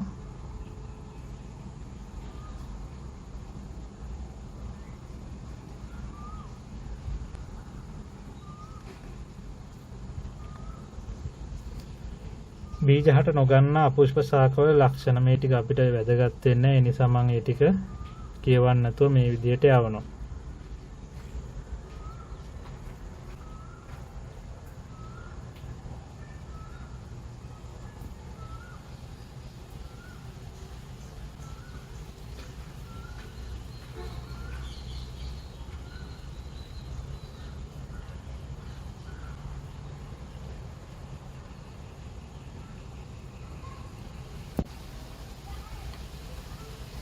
සපුෂ්ප ශාක. පුෂ්ප හට ගන්නා ශාක සපුෂ්ප ශාක ලෙස හැඳින්වේ. සපුෂ්ප ශාකවල ලිංගික ප්‍රජනන ව්‍යුහ පුෂ්ප වේ. පුෂ්ප තුළ බීජ හට ගනී. බීජ සෑම විටම ඵලයක් මගින් ආවරණය වී පවතින නිසා ආවෘත බීජක ශාක ලෙස හැඳින්වේ. මෙම ශාක භෞමික පරිසරයට ඉතා හොඳින් හැඩගැසී ඇති අතර ජල සංසරණය සඳහා අනුවර්තනය පෙන්වයි. බීජයේ අඩංගු බීජපත්‍ර සංඛ්‍යාව අනුව සපුෂ්ප ශාක නැවත කාණ්ඩ දෙකට වෙන් කරයි. ඒක බීජපත්‍රී ශාක, ද්විබීජපත්‍රී ශාක. ඒක බීජ උදාහරණ පොල්, ද්විබීජ වලට උදාහරණ අඹ.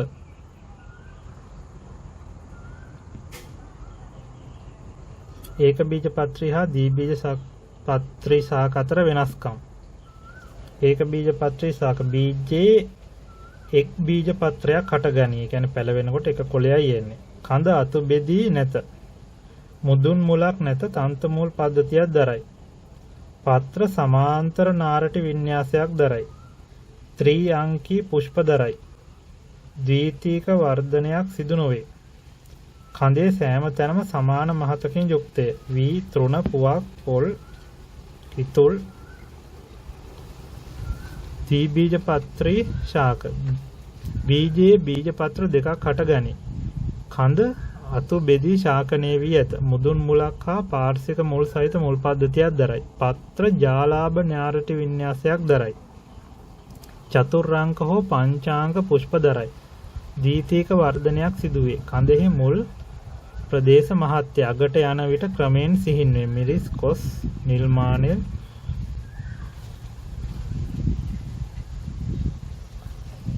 ඇනිමලයා රාජධානිය සතුන් ලෙස හඳුන්වන බහුසෛලික ජීවීන්ගෙන් සමන්විත රාජධානියයි. සත්ත්ව ලෝකයේ විශේෂ 12,60,000ක් පමණ සංඛ්‍යාවක් ඇතැයි සැලකේ. ආහාර නිපදවීමේ හැකියාවක් නැති බැවින් සතුන් විෂමපෝෂීන් වේ. ඇනිමලයා රාජධානියට අය සතුන් කොඳුයට පෙළ කශේරුව දැරීම හෝ නොදැරීම යන්න පදනම් කරගෙන ප්‍රධාන කාණ්ඩ දෙකට වර්ග කර ඇත. අපෘෂ්ඨවංශීන් පෘෂ්ඨවංශීන්.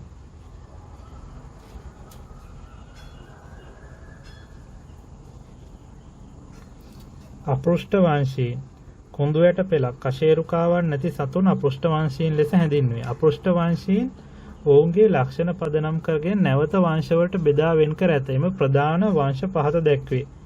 නිඩාරියා, සිලෙන්ඩරේටා, ඇනලිඩා, මොලුස්කා, ආත්‍රප්‍රෝඩා, ඒකයිනොඩමේටා. නිඩාරියා, සිලින්ඩරේටා.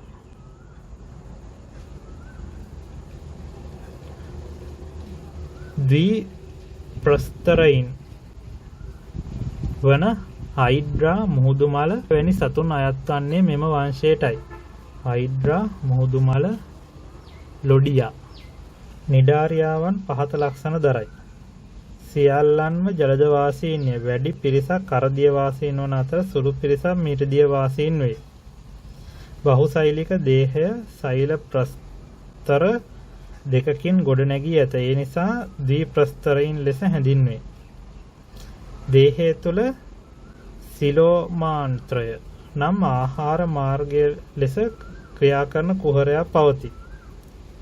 බොහෝබා සහ මෙඩුසා ලෙස ස්වරූප දෙකක් පවතී. බොහෝබාවන් ඔත් ජීවිතයක් ගත කරන අතර මෙඩුසාවන් සංචරණය කරයි. දේහය අරිය සමමිතයක් දක්වයි. සියල්ලම විලෝපීන්ය. පහරදී කුඩා සතුන් අඩුපන කර ආහාරයට ගනී. දංශක කෝෂ්ඨ දරයි. අංකුර සෑදීම මගින් අලිංගික ප්‍රජනනය සිදුවේ. ලිංගික ප්‍රජනනයද සිදු කරයි. ඇනලිඩා සීලෝමය නැමැති දේහ කුහරය මුලින්ම විකසනය වූ සත්ත්ව වංශයයි. සකණ්ඩ පණුවන්, ගැඩවිලා, කූඩැල්ලා, පත්තෑ පණුව වැනි සතුන් මේ වංශයට අයත් වේ. ඇනලිඩාවන් පහත ලක්ෂණ දරයි. තෙතමනය සහිත ගොඩබිම කරදිය හා මිරිදිය පරිසරවල වාසය කරයි. බහුසෛලික දේහයේ සෛල ප්‍රස්තර 3කින් ගොඩනැගී ඇත. ත්‍රිප්‍රස්තරයින් ලෙස හැඳින්වේ.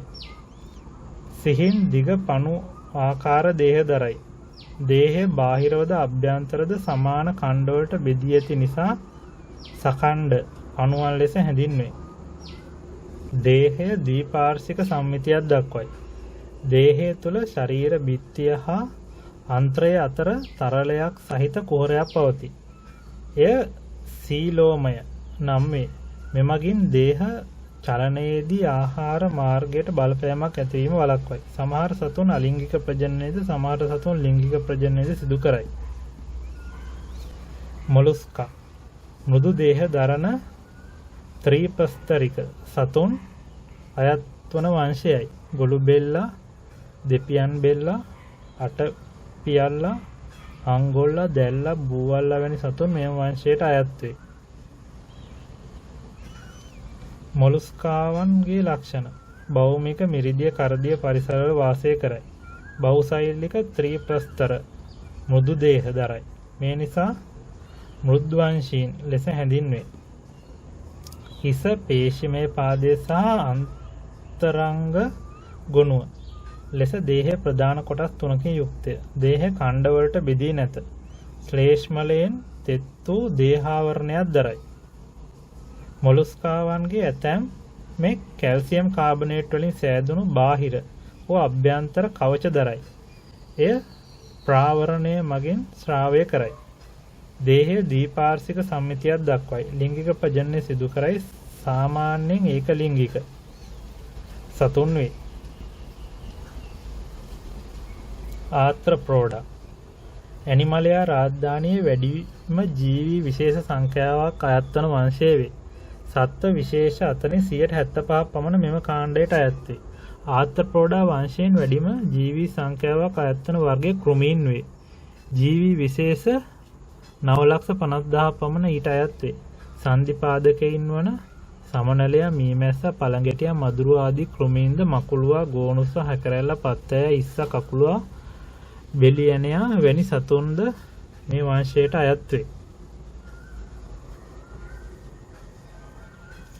ආත්‍රප්‍රෝඩාවන්ගේ ලක්ෂණ භෞමික කරිදිය මිරිදිය පරිසරවල වාසය කරයි. ත්‍රිප්‍රස්තරය සීලෝමිකය සන්ධි සහිත උපාංග දරයි. මේ නිසා සන්ධිපාදකයින් ලෙස හැඳින්වේ. දේහය ඛණ්ඩනය වී ඇත. ඛණ්ඩ එකතු වී ටැග්මා හිස කුහරය හිස උරස උදරය සෑදේ. දේහයේ මතුපිට කයිටීන් උච්චර්මයක් ඇත. එය පිටත සැකිල්ල ලෙස ක්‍රියා කරයි. ඇතැම් විශේෂ පියාපත් දරයි. දේහය ද්විපාර්ශ්වික සම්මිතිය දක්වයි. ගැහැණු සහ පිරිමි සතුන් නැත. එනම් ලිංගික ද්විරූපතාව පෙන්වයි. ලිංගික ප්‍රජනනය සිදු කරයි.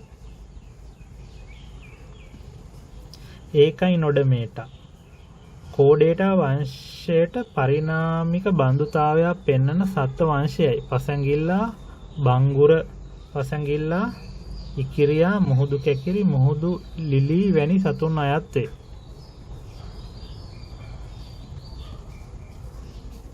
ඒකයිනොඩමේටාවන්ගේ ලක්ෂණ සියල්ලම කරදිය පරිසරවල වාසය කරයි. ත්‍රිප්‍රස්තරය සිලෝමය දරයි. දේහය අරීය බාහු 5කට වෙන් වී පවතී. තියුණු කටිසහිත ආවරණයක් පවතී. තාරකා සිලින්ඩරාකාරව පුෂ්ප හැඩ ඇති වේ. දේහය පුරා පැතිරුණු නාල පද්ධතියක් ඇත. ඒ ජලජ වාහිනී පද්ධතිය ලෙස හැඳින්වේ. සංචරණය සහ ශ්වසනය සඳහා නාලපාද ඇත. මොළයක්, හෘදයක් ඇස් නොදරයි. දේහය පංච අරීය සම්මිතියක් දක්වයි. ලිංගික දීරූපතාව පෙන්වයි. ලිංගික ප්‍රජනනය සිදු කරයි. පෘෂ්ඨවංශීන් කොඳුයට පෙළක්, කශේරුකාවක් දරන සතුන් පෘෂ්ඨවංශීන් ලෙස හැඳින්වේ. මොවුන් ජීවන චක්‍රයේ කිසියම් අවධියක පහත රූපයේ දැක්වෙන පොදු ලක්ෂණ පෙන්눔 කරයි. ඔවුන්ගේ ව්‍යුහ ලක්ෂණ පදනම් කරගෙන නැවත කාණ්ඩවලට බෙදා ඇත. පිස්කේස්, ඇම්ෆිබියා, රෙප්ටීලියා, ආවේස්, මෙමේලියා. ස්නායු රජ්ජුව, පෘෂ්ඨ රජ්ජුව, උදරීය හෘදය, අපරගුද වලිගය, ජලක්ලෝම පැලුම් විවර. මේ ටික තමයි පොදු ලක්ෂණ. පිස්කේස් ජලයේ ජීවත් වීමට හොඳින් අනුවර්තනය වී ඇති මත්ස්‍යයින් වන කාණ්ඩයයි. මොවුහු කරදිය මිරිදිය සහිත ජලජ පරිසරවල වාසය කරයි. සමහර මත්ස්‍යයින්ගේ අභ්‍යන්තර සැකිල්ල කාට්ලේජ් වලින් සෑදී ඇති අතර සමහරුන් එය අස්ථි වලින් සෑදී ඇත. මත්ස්‍යයින් පොදුවේ සැලකුව විට දැකිය හැකි ලක්ෂණ පහත දැක්වේ. අස්ථිමය හෝ කාටිලේජමය අභ්‍යන්තර සැකිල්ලක් දරයි. ජලයේ ගමන් කිරීමට පහසු වන ලෙස දේහය අනාකූල රූපී වේ. දේහය කොරපතු වලින් ආවරණය වී ඇත.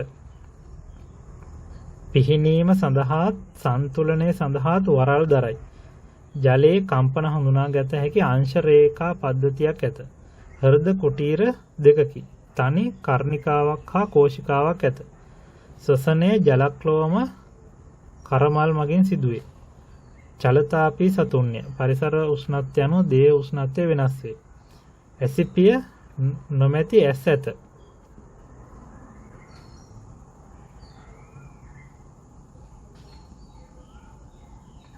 කාට්ලේජ මත්ස්‍යයා, මෝරා, මඩුවා, අස්සික මත්ස්‍යයා, තෝර, තලාපියා, මුහුදු අශ්වයා.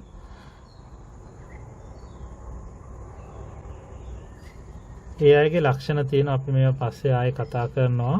පෘථුවිය මත වෙසෙන සියලුම මස්සයින් අභ්‍යන්තර සැකිල්ල සෑදී ඇති ආකාරය පදනම් කරගෙන වර්ග දෙකකට වෙන් කරයි. කොන්ඩ්‍රින්තියේස් අභ්‍යන්තර සැකිල්ල කාටිලේජ වලින් සෑදී ඇති මත්සයින් අයත් වන වර්ගයයි. ඔස්ටේකිතියේස් අභ්‍යන්තර සැකිල්ල අස්ථි වලින් සෑදී ඇති මත්සයින් වර්ගයයි. ලක්ෂණ දාලා තියෙනවා කොන්ඩ්‍රින්තියේස් ඔස්ටේකිතියේස් අභ්‍යන්තර සැකිල්ල කාටිලේජ වේ.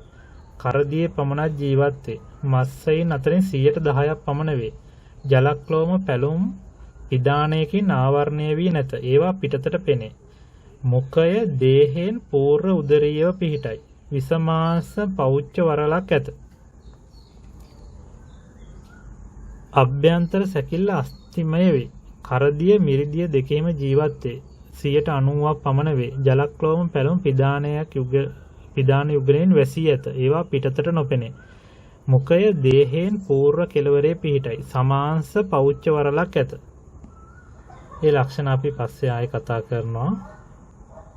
ඇම්බිෆියා උභයජීවීන් අයත් වන වර්ගයයි. උභයජීවීන්ට ජීවන චක්‍රයේ අවධි සම්පූර්ණ කිරීම සඳහා ජලය අවශ්‍ය වේ. ජෛව පරිණාමයේ මුලින්ම ගොඩබිම ආක්‍රමණය කළ ජීවී ආකාරය වනුයේ උභයජීවීන්ය. ගෙම්බා, මැඩියා, සලමන්දරා, නූට්ටා, පනුගෙම්බා වැනි සතුන් උභයජීවීන්ට අයත් වේ.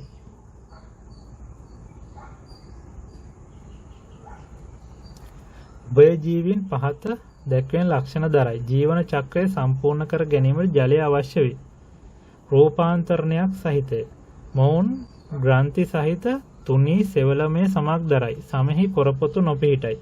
සංචරණය සඳහා පංචාංගලික ගාත්‍රා පිහිටයි. හෘදය කුටීර 3කි. කර්ණිකා 2ක් හා තනි කෝෂිකාවක්. ශ්වසනය පෙනහැලි හෝ තෙත සම හෝ මුඛය මගින් සිදු කරයි. උභයජීවීන් චලතාපී සතුන්ය. රෙප්ටීලියා උරගයින් අයත් වනුයේ මෙම වර්ගයටයි. මොවුන් භෞමික ගොඩබිම පරිසරයට ඉතා හොඳින් අනුවර්තනය වී ඇත. මොවුහු භෞමික මිරිදිය, කරදිය යන පරිසරවල වාසය කරයි. ඉබ්බා, කැස්බෑවා, සර්පයින්, කටුස්සා, කබරගොයා, තලගොයා, කිඹුලා වැනි සතුන්ය. උරගයින්ගේ ලක්ෂණ. ග්‍රන්ථි වලින් තොර වියලි සමක් දරයි. සම කොරල සහිතයි. සංචරණය සඳහා පංචාංගුලික ගාත්‍ර පිහිටයි. කර්ණිකා 2ක් හා අසම්පූර්ණ ලෙස බෙදුණු කෝෂිකාවක් සහිත හෘදයක් ඇත. ශ්වසනය පෙනහැලි මගින් සිදු කරයි.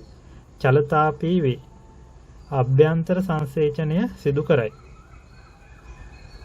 ආවේස් පක්ෂීන් අයත් වන වර්ගය මෙයයි. ඔවුන් පියාසර කිරීම සඳහා ඉතා හොඳින් අනුවර්තනය වී ඇත.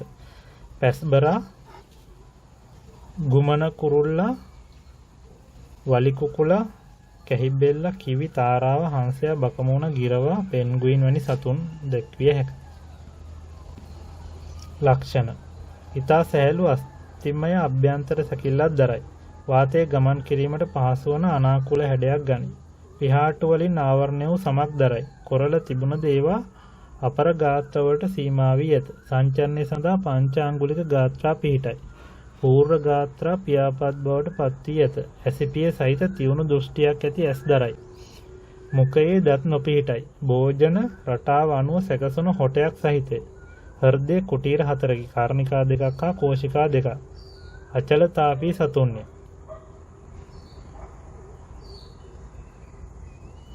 මැමේලියා ශීරපායින් අයත් වනේ මෙම වර්ගයටයි. ඔවුන් කිරිදී පැටෝන් පෝෂණය කරන සතුන් වේ. මිනිසා ඇතුළු උණහපුළුවා, වඳුරා, ඔරංඋටන්, ගෝරිල්ලා, චිම්පන්සියා, වවුලා, තල්මසා, ඩොල්ෆින්, ගෝන, මුවා, මීගවයා වැනි ශීරපායින් සත්තු මෙම වර්ගයට අයත් වේ.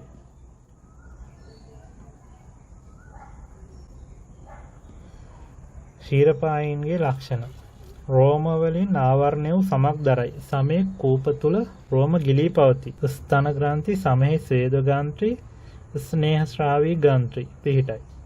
බාහිර කන්පෙති දරයි. හෘද කුටීර 4කි. සම්පූර්ණ දිත්ත සංසරණයක් සිදුවේ. න්‍යෂ්ටි රහිත දිව්‍යවතල හැඩැති රතුරුදුරාණු දරයි. අචලතාපීන්‍ය. දේහයෙන් බාහිරව උෂණ කෝෂ පිහිටයි. අභ්‍යන්තර සංසේචනය සිදුවේ. කලල පටල විකසනය සිදුවේ. කලල බන්ධනයක් සහිතය.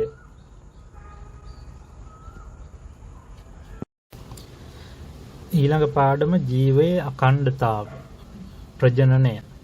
එක් ජීවී පරම්පරාවකින් නව ජීවී පරම්පරාවක් බිහි කිරීමේ ජීව ක්‍රියාවලිය ප්‍රජනනය ලෙස හැඳින්වේ. ප්‍රජනනය ජීවීන්ට පමණක් උරුම වූ ලක්ෂණයකි. මේ ජීවයේ අඛණ්ඩතාව පවත්වා ගැනීම සඳහා අවශ්‍ය වේ. ජීවීන්ගේ ප්‍රජනනය සිදුවන ප්‍රධාන ආකාර දෙකකි. අලිංගික ප්‍රජනනය, ලිංගික ප්‍රජනනය. අලිංගික ප්‍රජනනය පරිණත ජීවියෙකුගේ ඇති බීජාණු හෝ වර්ධක කොටස් මගින් නව ජීවියෙකු ඇතිවීම අලිංගික ප්‍රජනනය ලෙස හැඳින්වේ.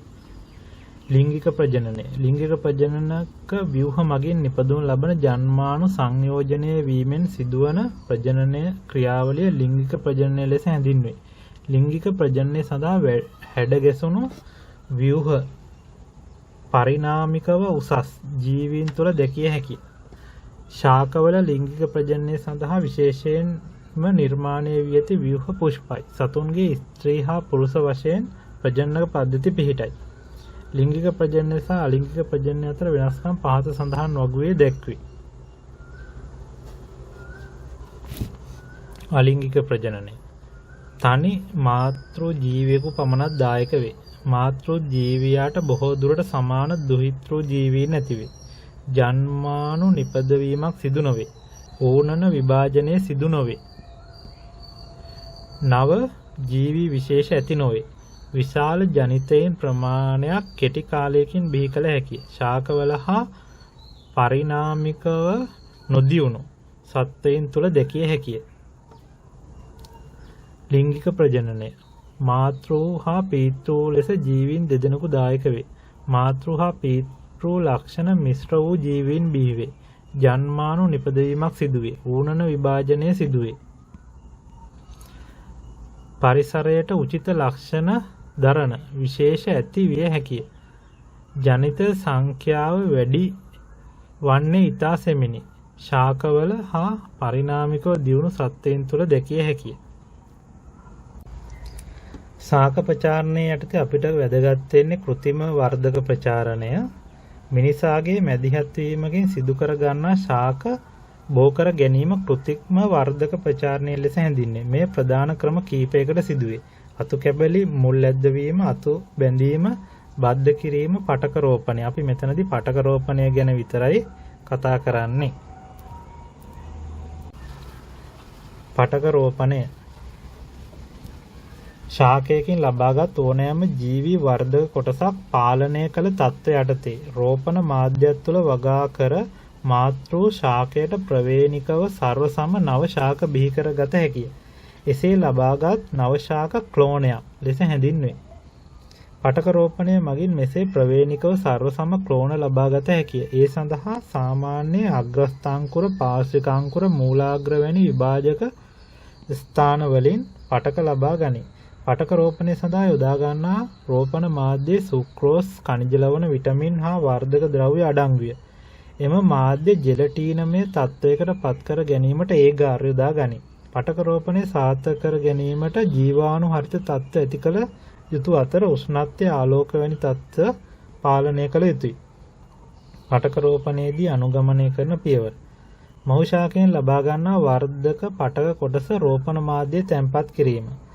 වර්ධක පටක කොටසේ කිනකය නම් නව පටකයක් සෑදෙන අතර කිනකයෙන් අලුත් මුල් සහ අංකුර වර්ධනය වීමට ඉඩ සැලසීම. අංකුර වෙන්කර පරීක්ෂා නල තුළ තවදුරටත් වර්ධනය වීමට තැබීම. අංකුර වගා කටයුතු වලට සුදුසු වන පරිදි පරිසරයට උචිත ලෙස හැඩ ගැසීමට තැබීම.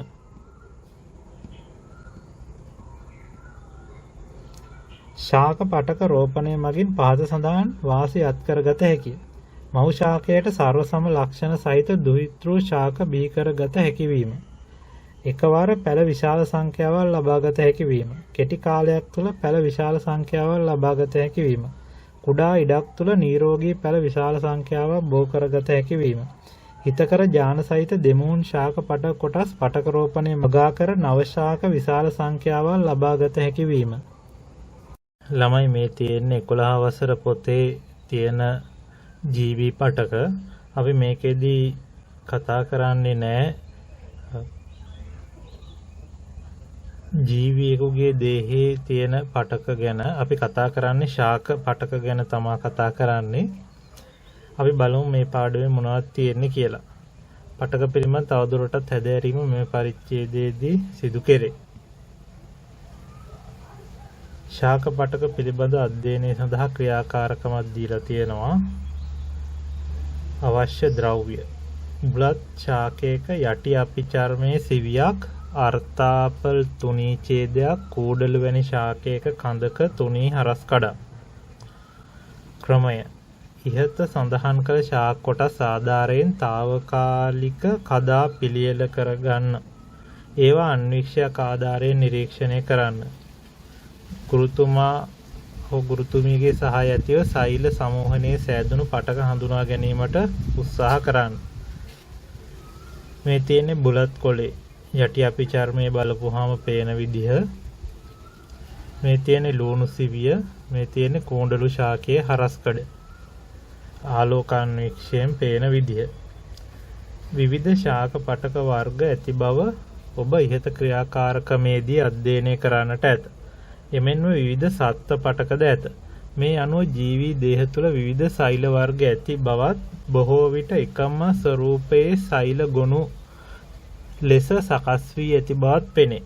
ජීවී දේහයක අඩංගු වන නිශ්චිත කෘත්‍යයක් ඉටු කිරීම සඳහා සැකසුණු පොදු සම්භවයක් සහිත සෛල සමූහයක් පටකයක් ලෙස හැඳින්වේ. ශාක පටක වර්ගීකරණය.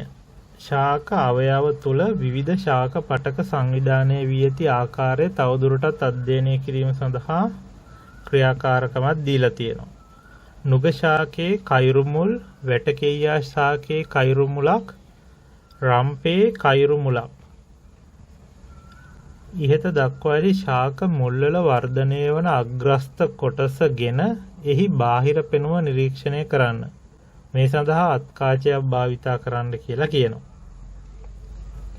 ඉහත නිරීක්ෂණයේදී වැඩෙන මුලක ස්වභාවය හඳුනාගත හැකිය. එහි වර්ධනය වන ප්‍රදේශය මෘදු හා ලා පැහැති වර්ණයකින් යුතු බවත්, පරිණත කොටස තද පැහැති දැඩි බවකින් යුක්ත බවත් පෙනේ.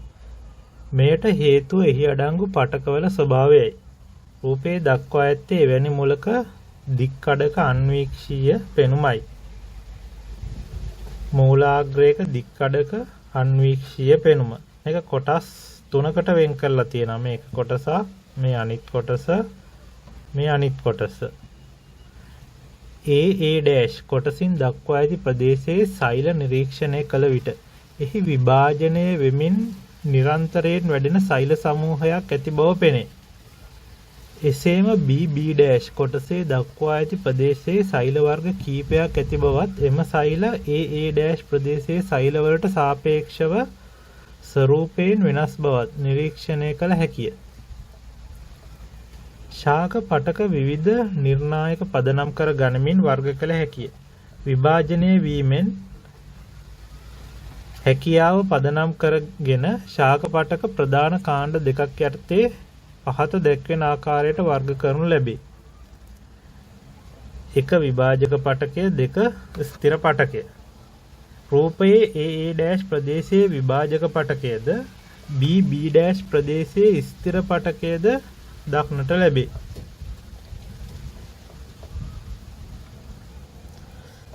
විභාජක පටක සක්‍රීය ලෙස අනූනන විභාජනයට ලක්වන නව සෛල ඇති කිරීමේ හැකියාව ඇති සෛල වලින් සෑදෙන ශාක පටක විභාජක පටක ලෙස හැඳින්වේ.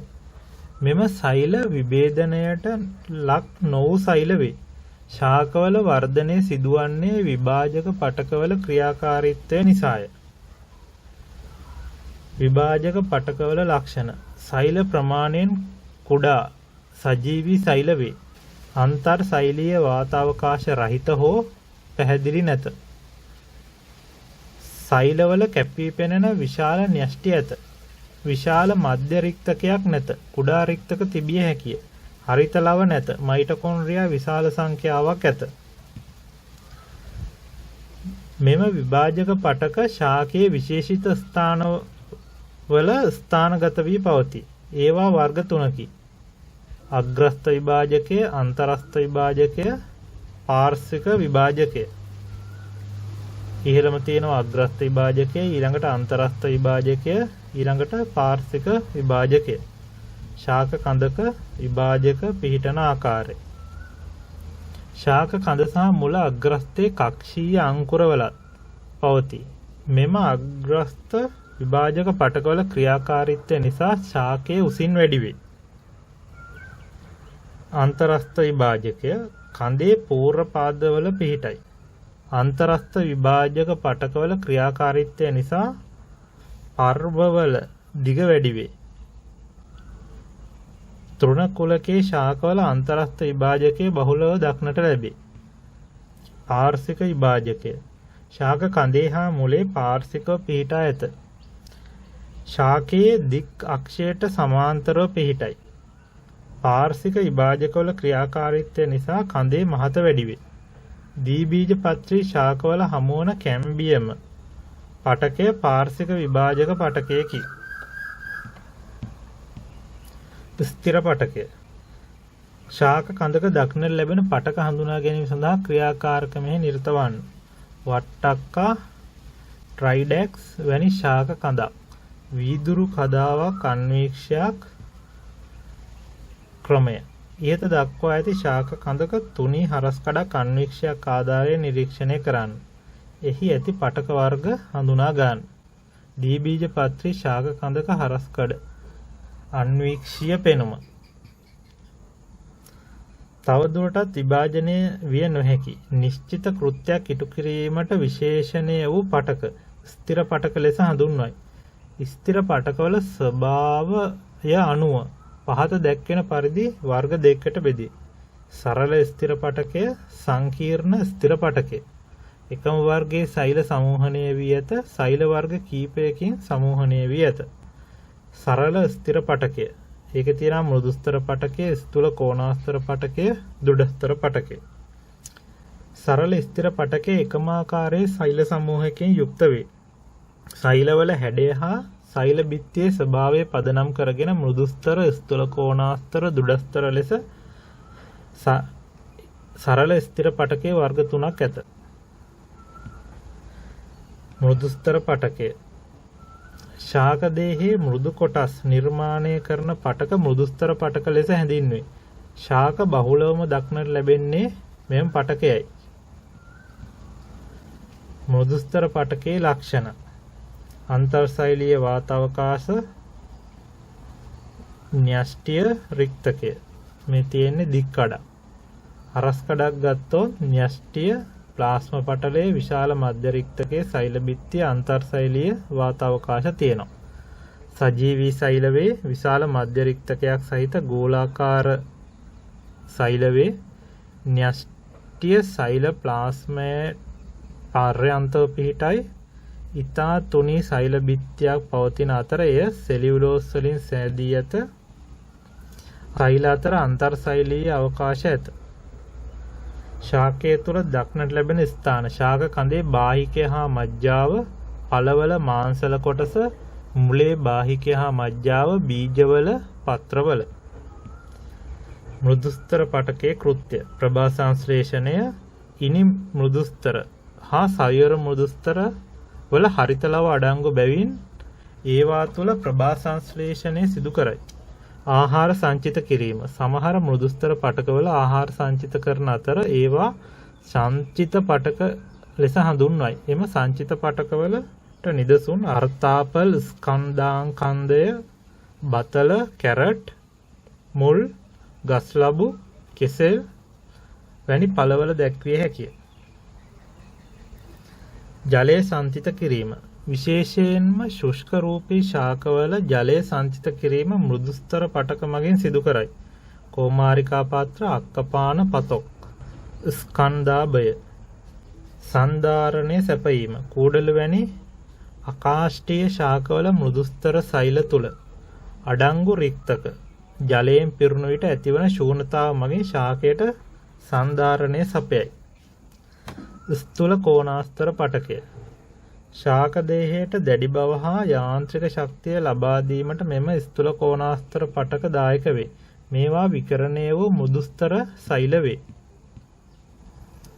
ස්ථූල කෝණාස්තර පටකයේ දික් කඩ න්‍යෂ්ටිය, ස්ථූල කෝණාස්තර පටකයේ හරස් කඩ ඝන වූ කොන් සහිත සෛල බිත්ති ඇත. ස්ථූල කෝණාස්තර පටකයේ ලක්ෂණ සජීවී සෛල වේ. සෛල තුල සෛල ප්ලාස්මය න්‍යෂ්ටිය හා මධ්‍ය රික්තයක් පවතී. සාමාන්‍යයෙන් දිගටි සෛල වන අතර හරස්කඩ බහුවස්ත්‍රාකාර හැඩයක් ගනී. සෛල බිත්තිවල ශීර්ෂ සෙලියුලෝස් වලින් ඝන වී ඇත. මේ නිසා සෛල බිත්ති විෂමාකාරව ඝන වී ඇත. අන්තර් සෛලීය අවකාශ තිබීම හෝ නොතිබීමට පුළුවන්. ශාකයේ දක්නට ලැබෙන ස්ථාන ස්ථූල කෝණාස්තර පටක අකාෂ්ටීය ශාකවල කඳේ අපිචර්මයට ඇතුළතින් සෛල කීපයක ඝනකමින් යුතු සිලින්ඩරාකාර පටකයක් සාදයි. ද්විබීජපත්‍රී ශාක පත්‍රවල නාරටියේ මේවා දක්නට ලැබේ.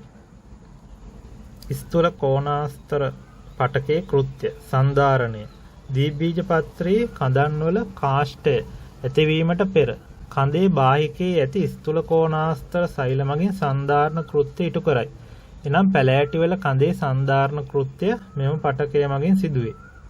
ද්විබීජපත්‍රී ශාක පත්‍ර නාරටියේ පිහිටි මෙම පටක පත්‍රවලට සන්ධාරණය සපයයි.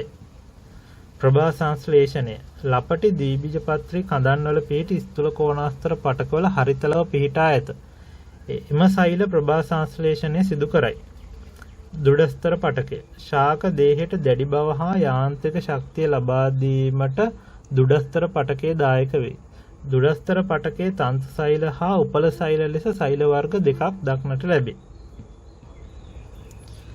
දුඩස්තර පටකයක හරස් කඩ, දුඩස්තර පටකයක දික් කඩ, කුහර කෝ කියන්නේ මේ සිදුරු ලිග්නින් භවනය වූ සෛල බිත්ති උපල සෛල.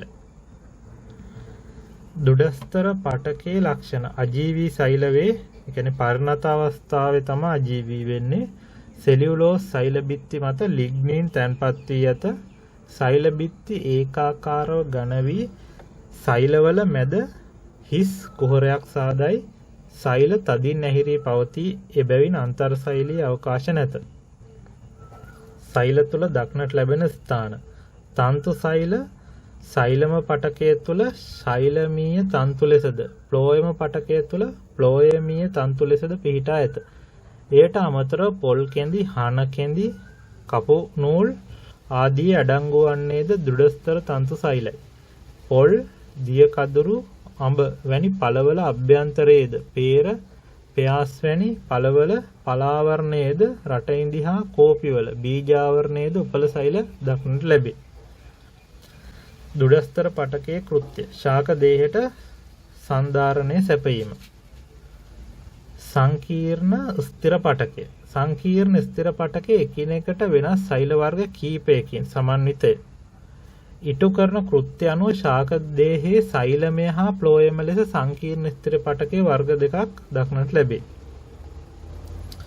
සංකීර්ණ ස්ථිර පටකය ප්ලෝයම සෛලම ශාක මුල කඳ පත්‍ර ආදී වූ සනාල පද්ධතිය තුලම මෙම සෛලම හා ප්ලෝයම පටක පිහිටයි.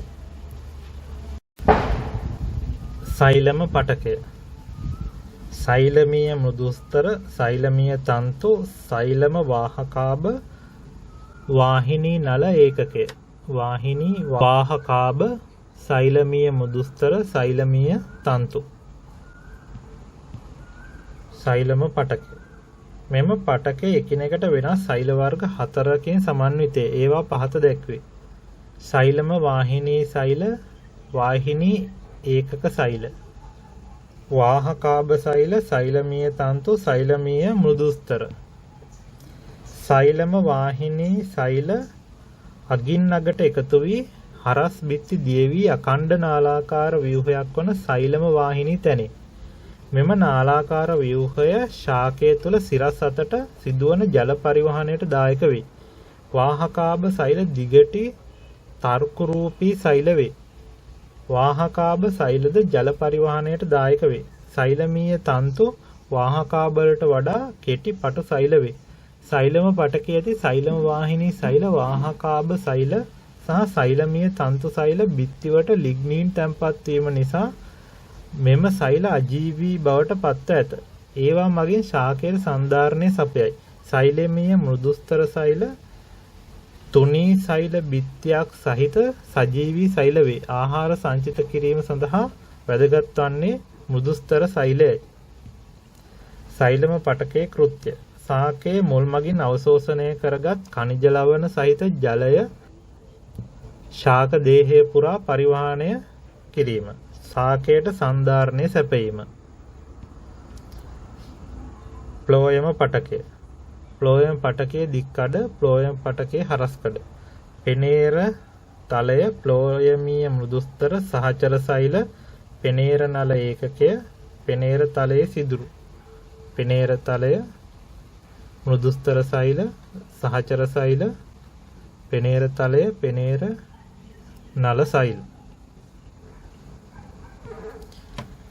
ප්ලෝයම පටකයේද එකිනෙකට වෙනස් සෛල වර්ග 4කින් සමන්විතය. ඒවා පහත දැක්වේ. පෙනේර නල සෛල, සහචර සෛල, ප්ලෝයමීය මෘදුස්තර, ප්ලෝයමීය තන්තු. පෙනේර නල සෛල අගින් අගට සම්බන්ධ හරස් බිත්ති අසම්පූර්ණ ලෙස දියවීමෙන් පෙනේර නල සාදයි. මෙහි වූ හරස් බිත්ති පෙනේර තල ලෙස හඳුන්වයි. ශාකය තුල ආහාර ද්‍රව්‍ය පරිවහනය සඳහා පෙනේර නල දායක වේ. පෙනේර නල ආශ්‍රිතව පිහිටන දිගැටි හැඩැති ගන්නා සෛල සහචර සෛල වේ. සහචර සෛලයේ න්‍යෂ්ටිය මගින් පෙනේර නල සෛලයේ ක්‍රියාකාරීත්වය පාලනය කරයි. පෙනේර නල සෛල සහචර සෛල හා ප්ලෝයමීය මෘදුස්තර සජීවී සෛල වේ. ප්ලෝයම පටකයේ තනින් තන පිහිටන ප්ලෝයමීය තන්තු අජීවී සෛල වේ. ප්ලෝයම පටකයේ කෘත්‍ය පත්‍රය තුල නිපදවන ආහාරම ප්ලෝයම පටකයේ ඔස්සේ ශාක දේහය පුරා පරිවහනය කිරීම. අපි ඉස්සර වෙලා කතා කරපු ශාක පටක වර්ග මේ විදිහට වර්ග කරන්න පුළුවන්. ශාක පටක කොටස් දෙකයි. විභාජක පටකය, ස්ථිර පටකය. විභාජක පටකය ආයේ කොටස් තුනකට බෙදෙනවා. අග්‍රස්ත විභාජක පටක, පාර්ශ්වික විභාජක පටක, අන්තරස්ත විභාජක පටක.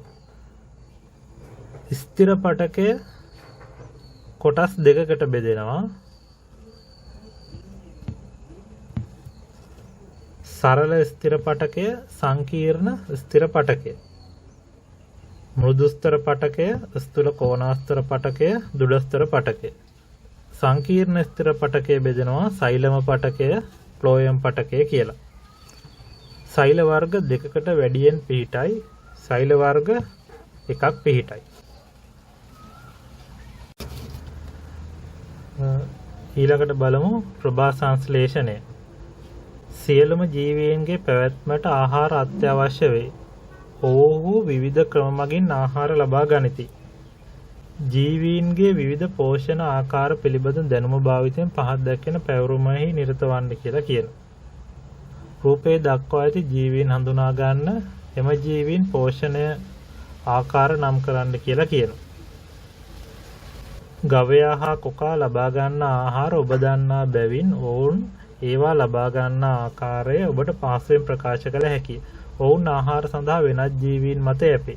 එබැවින් එය විෂම පෝෂී පෝෂණ ක්‍රමයකි. හරිත ශාක තමාට අවශ්‍ය පෝෂණය ලබා ගන්නේ කෙසේද? හරිත ශාක තමාට අවශ්‍ය ආහාර තමා තුළම නිපදවා ගනී. එබැවින් එය ස්වයංපෝෂී පෝෂණ ක්‍රමයකි. එම ආහාර මත ඍජුව හෝ වක්‍රව යැපෙමින් ජීවීහු තම පැවැත්ම තහවුරු කර ගනිති. හරිත ශාක තුළ ආහාර නිෂ්පාදනය වීමේ ක්‍රියාවලිය වන ප්‍රභා සංශ්ලේෂණය පිළිබඳ සරල සටහනක් රූපයේ දැක්වේ. හොඳින් අධ්‍යයනය කර ප්‍රභා සංශ්ලේෂණ ක්‍රියාවලිය අවබෝධ කර ගනිමු. ආලෝක ශක්තිය පත්‍රවලට වැටෙනවා. එතකොට මේ තියෙන එක පත්‍රයක් හරිතලව ආලෝක ශක්තිය අවශෝෂණය කර ග්ලූකෝස් නිපදවයි. එතකොට ඔක්සිජන් වායුව පිට වෙනවා, ග්ලූකෝස් ශාකයේ තැන්පත් වෙනවා. කාබන් ඩයොක්සයිඩ් පත්‍රවල පූටිකා හරහා ඇතුළු වේ. ජලය මූලකේශ මගින් අවශෝෂණය කරයි. එතකොට ජලයයි කාබන් ඩයොක්සයිඩයි උරාගෙන තමා ඔක්සිජන් වායුවයි ග්ලූකෝසුයි හදන්නේ. ඒක හදන්න සූර්ය ශක්තිය අවශ්‍ය වෙනවා. ආලෝක ශක්තිය උපයෝගී කරගෙන කාබන් ඩයොක්සයිඩ් හා ජලය අමුද්‍රව්‍ය ලෙස යොදාගෙන හරිතප්‍රද අඩංගු සෛල තුළ සිදුවන ආහාර සංශ්ලේෂණ ක්‍රියාවලිය ප්‍රභා සංශ්ලේෂණය ලෙස හැඳින්වේ. ප්‍රභා සංශ්ලේෂණය කෙරෙහි බලපාන සාධක. හරිත ශාක ප්‍රභා සංශ්ලේෂණයට අවශ්‍ය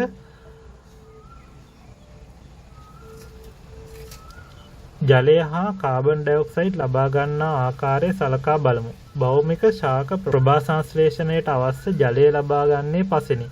පසේ ඇති ජලය එනම් පාංශු ජලය මූලකේශ හරහා ආශ්‍රිතය මගින් ලබා ගනී. මෙසේ ලබාගත් ජලය පිළිවෙලින් මුලේ බාහිකය අන්තශ්චර්මය හරහා ගමන් කර මුලේ සෛලමයට ඇතුල් වේ. එහි සිට කඳේ සෛලමය ඔස්සේ පත්‍ර නාරටි දක්වා පැමිණ පත්‍ර මධ්‍ය සෛලවලට ලබා දෙයි. පත්‍රය පුරා ජලය බෙදා හැරීම පත්‍රය තුළ විහිදුණු නාරටි ඔස්සේ සිදුවේ. ශාක විසින් ප්‍රභා සංශ්ලේෂණයට අවශ්‍ය කාබන් ඩයොක්සයිඩ් ලබා ගන්නේ වායුගෝලයෙනි. කාබන් ඩයොක්සයිඩ් වායුව පූටිකා හරහා විසරණයෙන් පත්‍ර තුළට ඇතුල් වේ. එම කාබන් ඩයොක්සයිඩ් අන්තර් සෛලීය අවකාශ හරහා පත්‍ර සෛල වෙත ළඟා වේ.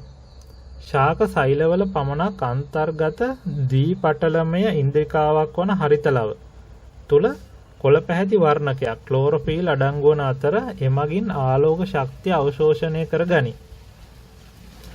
මේ අනුව ප්‍රභා සංශ්ලේෂණය කෙරෙහි බලපාන සාධක 4ක් පා සඳහන් ආකාරයට හඳුනාගත හැකිය. හරිතප්‍රද ආලෝක ශක්තිය, ජලය, කාබන් ඩයොක්සයිඩ්.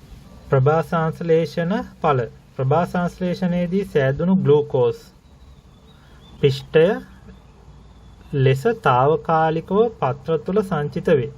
පසුව මෙම පිෂ්ඨයෙන් කොටසක් සුක්‍රෝස් බවට පත් වී ෆ්ලෝයම පටකයේ ඔස්සේ ශාකයේ අනෙත් කොටස් වෙත පරිවහණය වේ. සංචිත පටක වෙත පරිසංක්‍රමණය වූ සුක්‍රෝස් පිෂ්ඨය බවට පරිවර්තනය කර සංචිත කෙරේ. සංචිත පටක සඳහා නිදසුන් ශාකවල ඵල අල මුල් පත්‍ර. ප්‍රභා සංශ්ලේෂණයේදී අතුරු ඵලයක් ලෙස ඔක්සිජන් නිපදවන අතර ඒවා පූටිකා හරහා විසරණයෙන් වායුගෝලයට එක්වේ. ප්‍රභා සංශ්ලේෂණ ක්‍රියාවලිය පා සඳහන් ආකාරයට වචන සමීකරණයකින් ඉදිරිපත් කළ හැකිය. කාබන් ඩයොක්සයිඩ් ධන ජලය, ආලෝක හරිතප්‍රද, ග්ලූකෝස් ධන ඔක්සිජන් පිට වෙනවා. ප්‍රභා සංශ්ලේෂණ ක්‍රියාවලිය තුළ තුලිත රසායනික සමීකරණයක් මගින් පහත ආකාරයට සඳහන් කළ හැකිය. Carbon dioxide 6යි